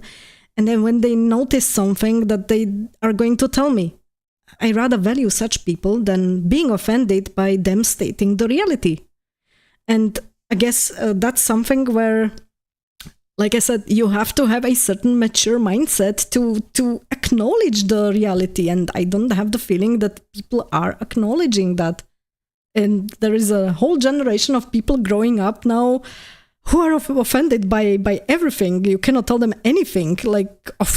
It's hard to have a normal conversation with someone like that, to be honest. Yeah. So you can see my comments. YouTube, why? Okay, I wonder what you did right again this time, Lois.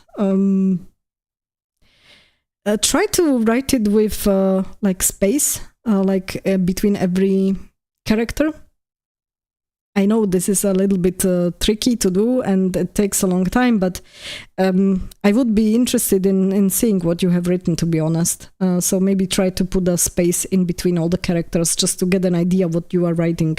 If it's something where YouTube is censoring, again, something which is actually completely normal, because it's just crazy what happens. There were some comments that disappeared where I was like, why? KCD did a fine job with healthy, robust peasant bosoms, lol. John, yes, exactly. I do think that there are like games which are balanced in that area, right? Where you see all sorts of people, and I think that's how it should be, right?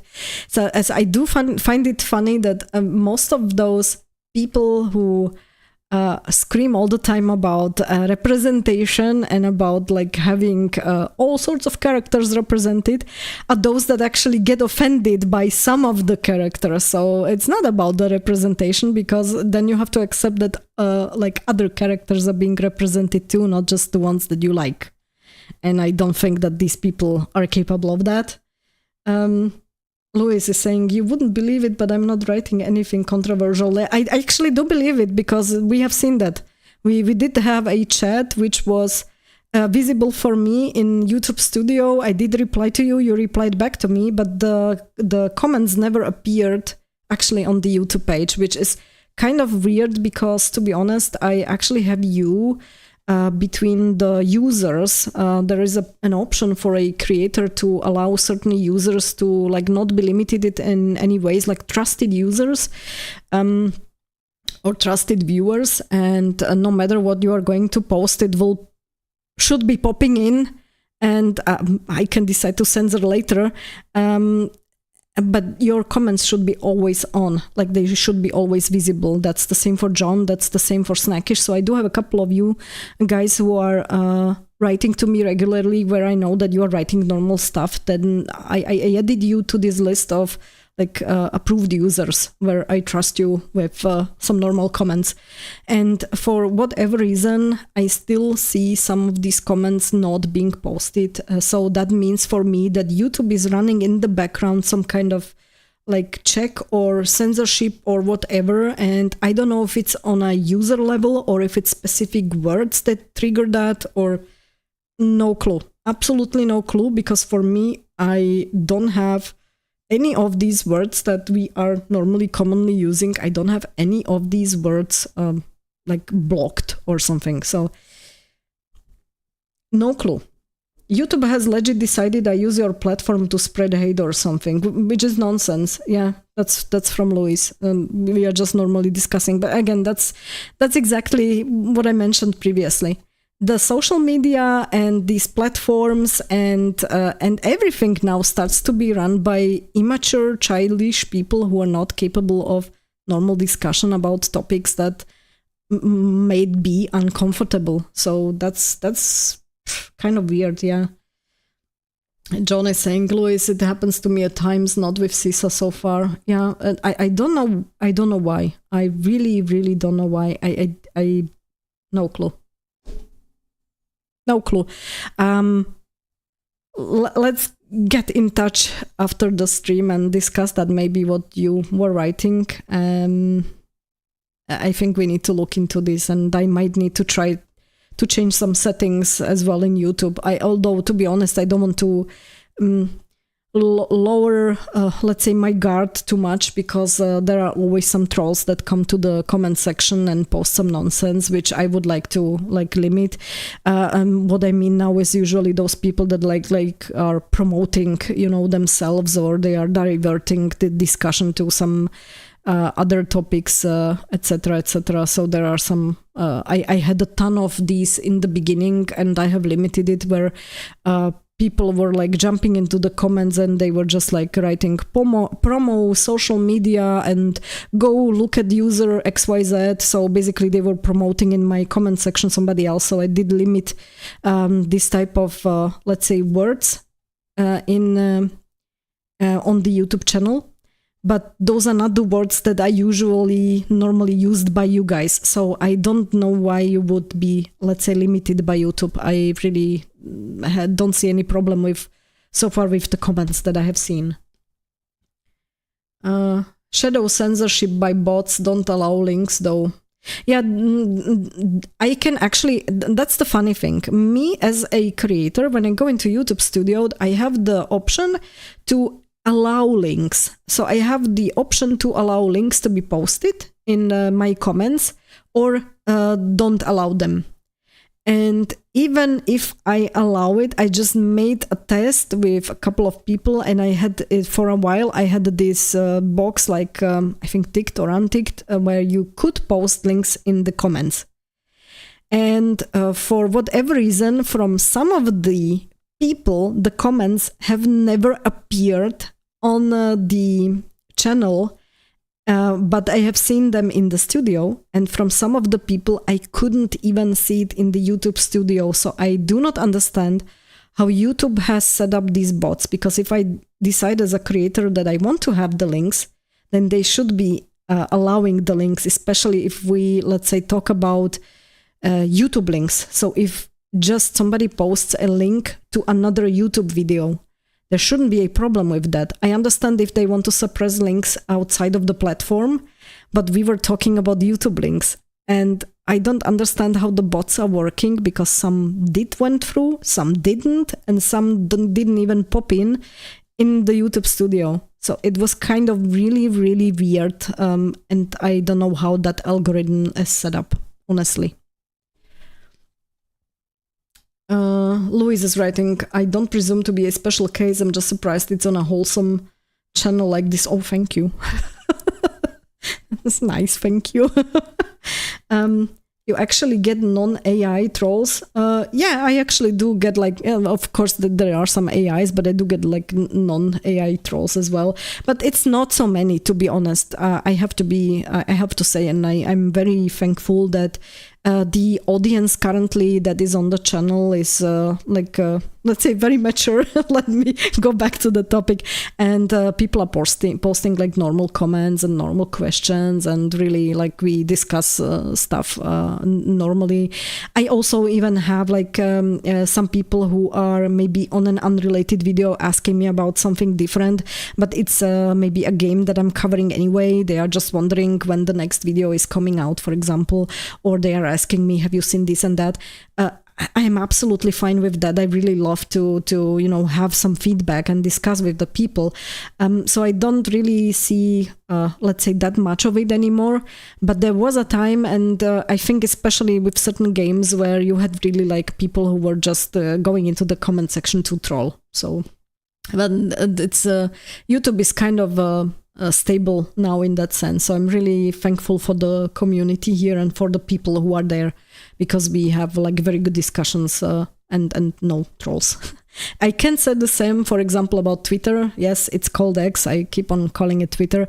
There, I opened up the Twitter account way back when because I wanted to have a separate line of communication open for people, for my viewers who would be interested in discussing stuff outside of the comments section. So you could reach out to me and just send me a message on Twitter, and I had with some of the people actually quite good discussions, which were basically private, and that's good because not everybody wants to comment publicly on certain things, and especially on certain topics. So I did appreciate that, but unfortunately what I had to do is, because of the bots, and there were quite a lot for a certain time on Twitter, I had to limit the accessibility of my account, or the messages that you can send, only to accounts that are like verified, that have this tick box, or this tick next to their name. Because I got so many bots, and it was absolutely crazy. Like, I had to block and delete so many messages on a daily basis at a certain point in time. I think it was like by the end of winter, start of spring, when I said, okay, no, I have to limit the accessibility because I was going crazy. I have seen a ton of messages, and 99% were bots. I will definitely go back to, let's say, opening up that channel or the reachability, the accessibility for the communication to also not verified users. I understand that not everybody wants to be verified, and the people should still have access to reach out to me. So I'm going to change it, but fair warning, if it's going to end up again in that same flood of bots, where I just go crazy with just deleting the stuff, then I will probably again just have to limit it. So I have to think about how to, let's say, be accessible or be reachable. I am on a Discord, but I am not sure if I want to, let's say, manage that one as well. I have like my own just account. I don't really have like my own private Discord or channel Discord, and I'm not sure I want to do that because I just don't have the time to manage it. So currently I am reachable on Discord. For example, if somebody is there as a user, they can reach out to me, they can find me, and they can send me a message there as well. So that's another option. And then on Facebook, I know, again, not everyone's on Facebook, but that's another option where you can just simply send me a message and reach out to me. And then the last option, if you want to, I do have an email address in my bio here on YouTube. So if you look at the About section, you can actually see my email there, which is nothing like confidential. It's just Chatty Sisa Gmail. So you can reach out to me there. And I think there's already a lot of the possibilities, or the channels how people can reach out to me if they don't want to do it like via public comment section. And some already did. So yeah. I am trying to keep up those communication channels open, but again, the AI bots are currently going crazy for quite a few months. Let me go back to the chat. I can see it's alive. In my case, mature means old as dirt. That's from John. I think we're all getting a little bit older.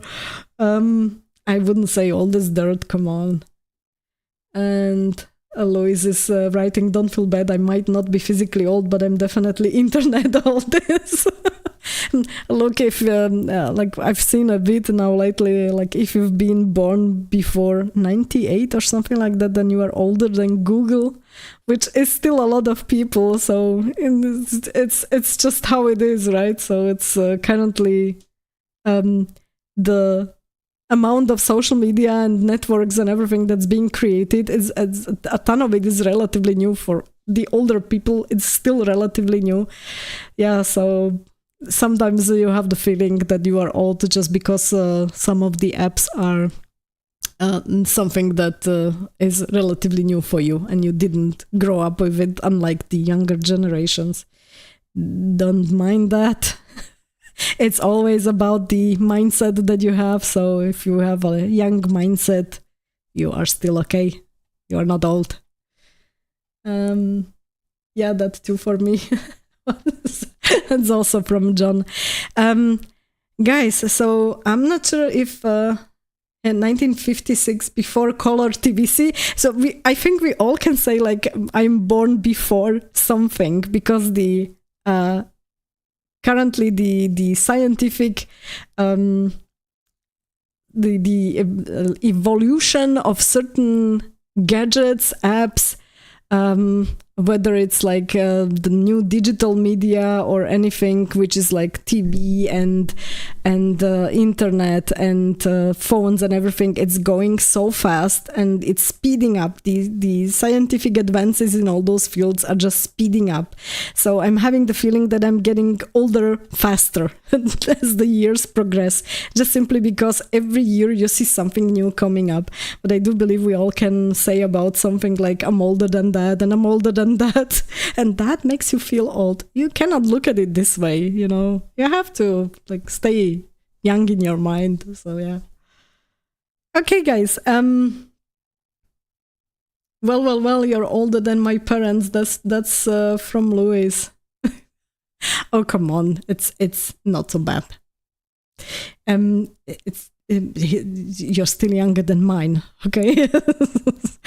Good. Guys, I don't know if you have any other topics which you would like to maybe talk about in the chat. Let me switch to the topics which I have here. I actually don't have anything new, so I shown you what I wanted to show you. I think that there was a lot to discuss, and I do believe that there is a lot that we can also discuss on the next stream by the end of July. First of all, I will be definitely probably going back to Mafia, because they will have this gameplay reveals every Monday, so I will absolutely take some notes and talk about it when we have the next stream. And then I would love to go back to the Bond game and to the Expanse and to some of the other stuff that's going on the channel. So yeah, lots of stuff still to talk about. Yeah, John is saying it is truly not so bad. It's not, come on. Good. Guys, thank you very much for being here. It was a nice, good discussion topic, the Stop Killing Games petition.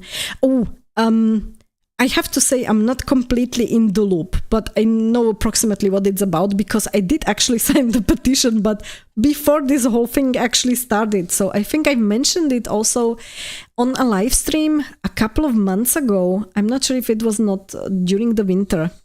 And there was this petition running already for quite some time. And I said, yeah, I did sign it, because basically what that petition was about to let's say, limit the reach of the developers, that they cannot pull some games from you and just simply, like, let's say, remove some stuff from your gaming catalog when you have already previously in the past paid for them. And then the other thing is also because there are, let's say, now conservation efforts running from some of the games, and for example GOG is a platform that's trying to do this kind of game conservation, so they are really focusing on the older games. They're trying to keep them on the platform, and they are trying to keep them updated for the let's say newer Windows versions or Linux or Mac or whatever. And I do believe this is a great thing. So I did sign the petition way back when. And then I'm wondering, like, why am I seeing so many vids which are talking about the petition now again? And as I understood, there was somebody who was trying to stop the petition and it didn't work. And now the petition has like even more, like more people have signed it because of the whole drama. But I'm not sure. I'm out of the loop here. So honestly, you have to tell me, because I haven't watched that one. Well done, you're one of the OGs then.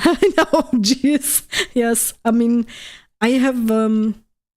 where did I come across that link? I think it was mentioned either through another content creator, way back a couple of months ago, or... I'm really not sure.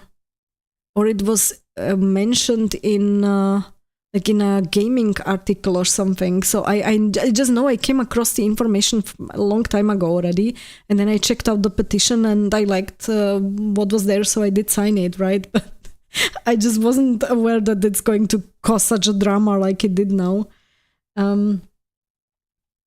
Get rid of DRM for single player games. That's from John. I absolutely agree with you. I mean, that's for me, it does make sense on single player games, but okay. And especially you have a hard time even with modding, for example, some games because of how they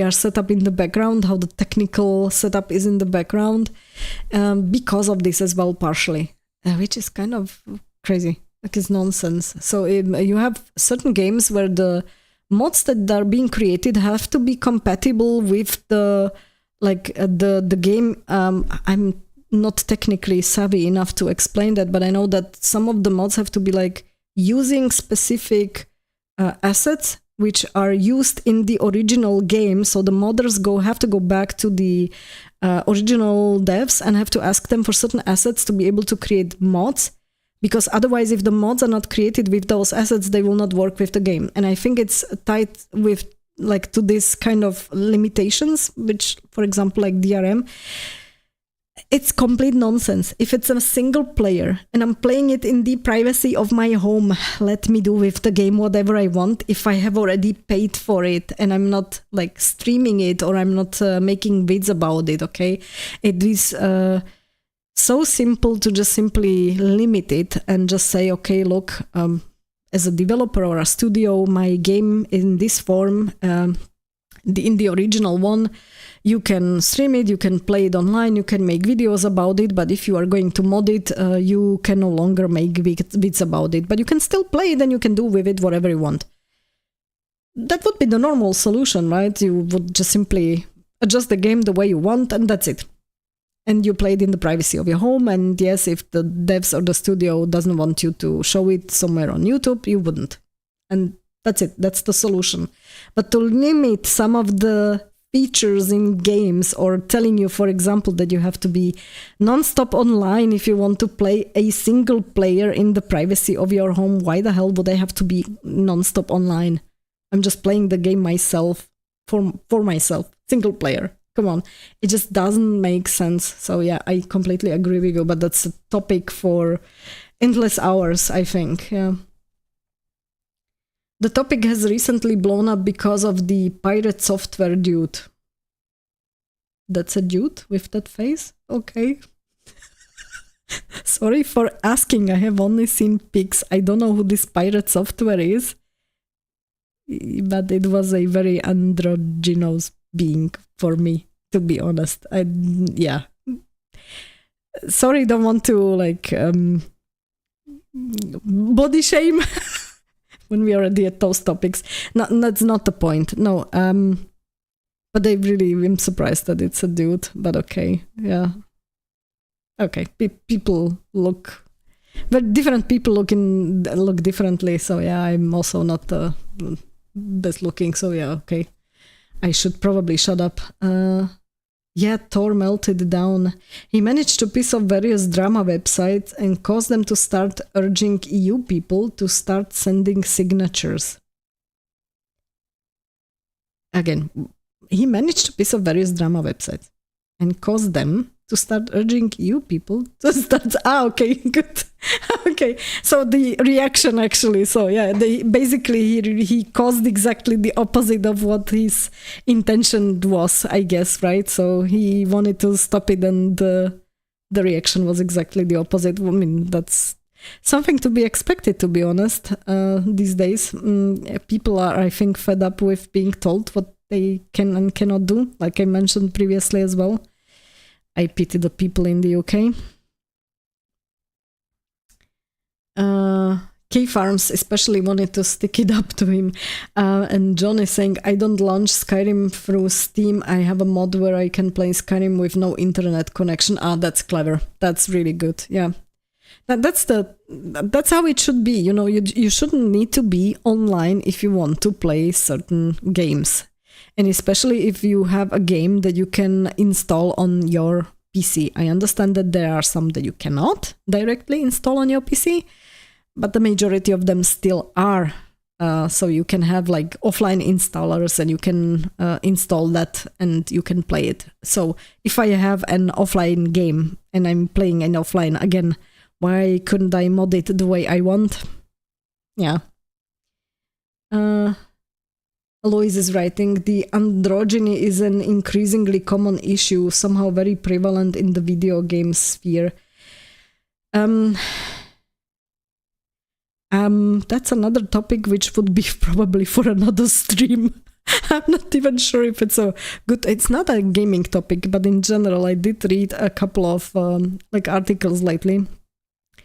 Because of the significant decrease of how many kids are being born, there was like a study done, on sperm counts and healthiness of the sperm in men, and then also women, how, let's say, their productive organs and how many eggs they produce and what quality, etc., etc. And it's not looking good. And it's really for both genders, actually. And I do believe that is something having to do with it as well. So we see less and less healthy young people.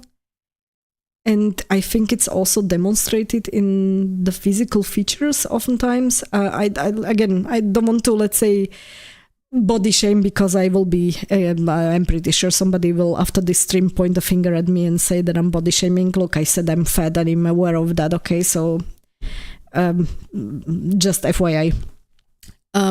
So talking about the people's looks, there are what I call soy boys, and I don't mean it now completely negatively, but you have this kind of certain features in young men which make them look very young and to a certain degree kind of feminine.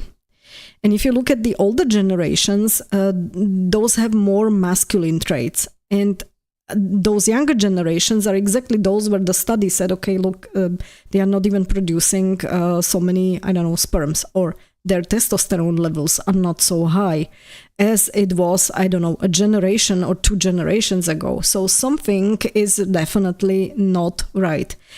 A lot of it is definitely caused through the environment, I'm pretty sure, and through all of the stuff that we eat and breathe, etc. But I just have noticed that it's really increasingly throughout the younger generations. So you do see this kind of androgynous looks on both men and women, actually. So women look a little bit more like masculine, and men start to look more feminine. And it just kind of, sometimes you see certain people, and unless they start speaking, you are really not sure, is this now a woman or a man? And unfortunately, that's the reality that I have noticed. So I don't know if you see it the same way. Like I said, that's probably a topic for a completely different stream. But it is something that I'm noticing, and it's, especially when we have social media to such a big extent like we have now. People are on YouTube and on Facebook and on TikTok and on all the other platforms, and you see all of the people, and a lot of the time you see the younger generations having these traits, which is kind of making me wonder, to be honest. Yeah. Alois is saying, yeah, no need to touch that with a 10-foot pole right now. I think I don't mind anymore.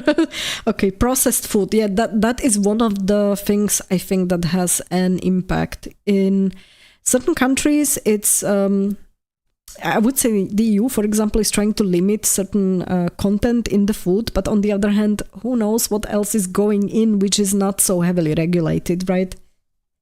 So I do have the feeling that, yes, that's definitely one of the reasons, yeah. Louis, damn the microplastics, yeah. And to be fair, I'm no Clint Eastwood myself, so I'm not really criticizing, just an observation. Like I'm saying, I'm also... I'm not criticizing in that sense that I mean it negatively. That, I mean, the people, they cannot that's how they are, you know, that's how they look, and that's it. They cannot really do that much about it, right? Okay, women can put on a bit more makeup and try to look more feminine, right? But the guys, unless they are growing some beard, you will still see this kind of, let's say, more feminine features. And a lot of, by the way, I have also noticed that a lot of the younger guys don't even like grow so much like facial hair.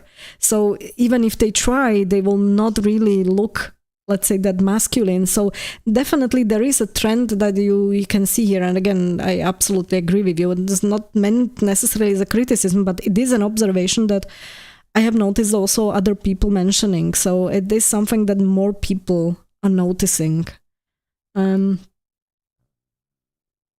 I have lost weight and feel better with no seed oils, more butter, more local red meat. That's from John. It's always good if you can buy something like locally from local farmers. If it's not going through, you know, the standard chain of production and until it ends up packaged nicely in some plastic covering in the shop. If you can buy something directly, it will always have better quality and definitely something to go for. So, for example, the vegetables and the fruits that we have. So I do have something in the garden, some apples and cherries and stuff like that. So I know when I'm eating that, it's not there's nothing, it's like bio, right? So there's nothing. I'm not treating the trees with any chemicals. It's what it is, right? So I'm eating healthy stuff, but that's because I grow it in my own garden, so I know what's in it or on it. And if somebody has some animals, also they can do the same. They know exactly what they feed to the animals, and if they then have, I don't know, milk or meat, they know exactly what they have, and it's high quality. But everything else that you are buying from someone else, unless it's like a local farmer you know personally, or somebody who's growing, like next door neighbor who's growing some veggies and some stuff in the garden, unless you know these people, you really never know what's in it. So it does have something to do with the food. Absolutely, I agree with you, because everything is kind of processed these days. Some of the stuff, if you think about it, you have some of the groceries on the shelves, openly on the shelves, not cooled or anything, which are, I don't know, small cakes or stuff like that have a filling, like a cream filling. And you have to wonder, this thing doesn't have to be cooled. It can be put on the shelf and it expires like in 9 or 12 months. Like, what stuff has to be put in there? Like, what kind of preservatives and chemicals if some cream in that cake is okay not being in the fridge for 12 months? So that makes you think when you see stuff like that. I'm wary of certain things when I see them, like, okay, no need to put them in the fridge or something like that. No, certain things. Yeah. And Louise is saying, there was a time when I thought Caucasian men cannot grow beards. Apparently this is not so. No, it's not. but it's a nice remark. I mean, depends on how many you know, like in your surroundings as well. Like how many men have now beards back in the day when it was like more common because it was in. You've seen more men with beards. Now it's not really in, right? So you don't see it that often, but yeah. And John is saying that is smart, Twinkies, lol. Yes. So I keep on thinking about, like, okay, whether I want to buy something when I see it on the shelf, when I say, okay, yeah, that's probably not something that should be just out there in the open. And it should be probably in the fridge or even in the freezer. And if it's not and doesn't have to be, then I know exactly how many chemicals I'm eating if I buy that and eat, yeah.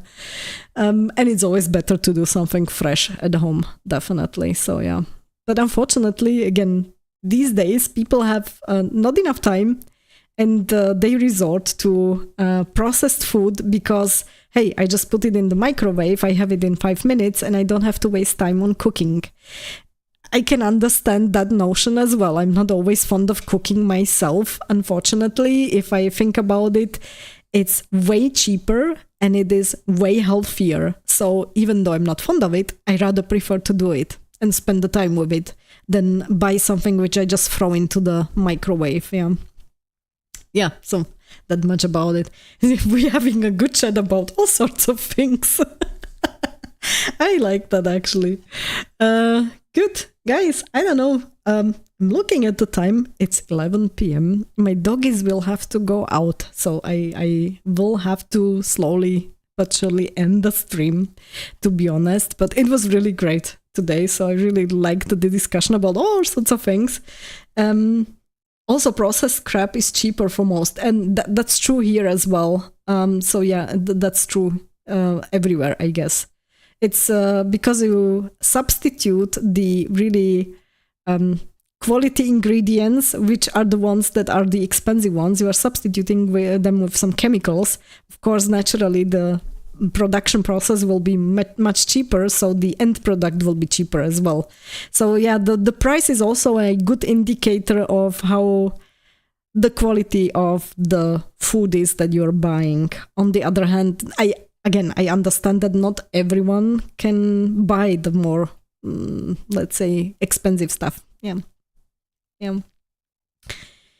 And John is saying, okay, take care and have a good evening. Yes, guys, so thank you again on this pod. It was really great. We have to chat again on the 25th, so I'm hoping that you will be able to join.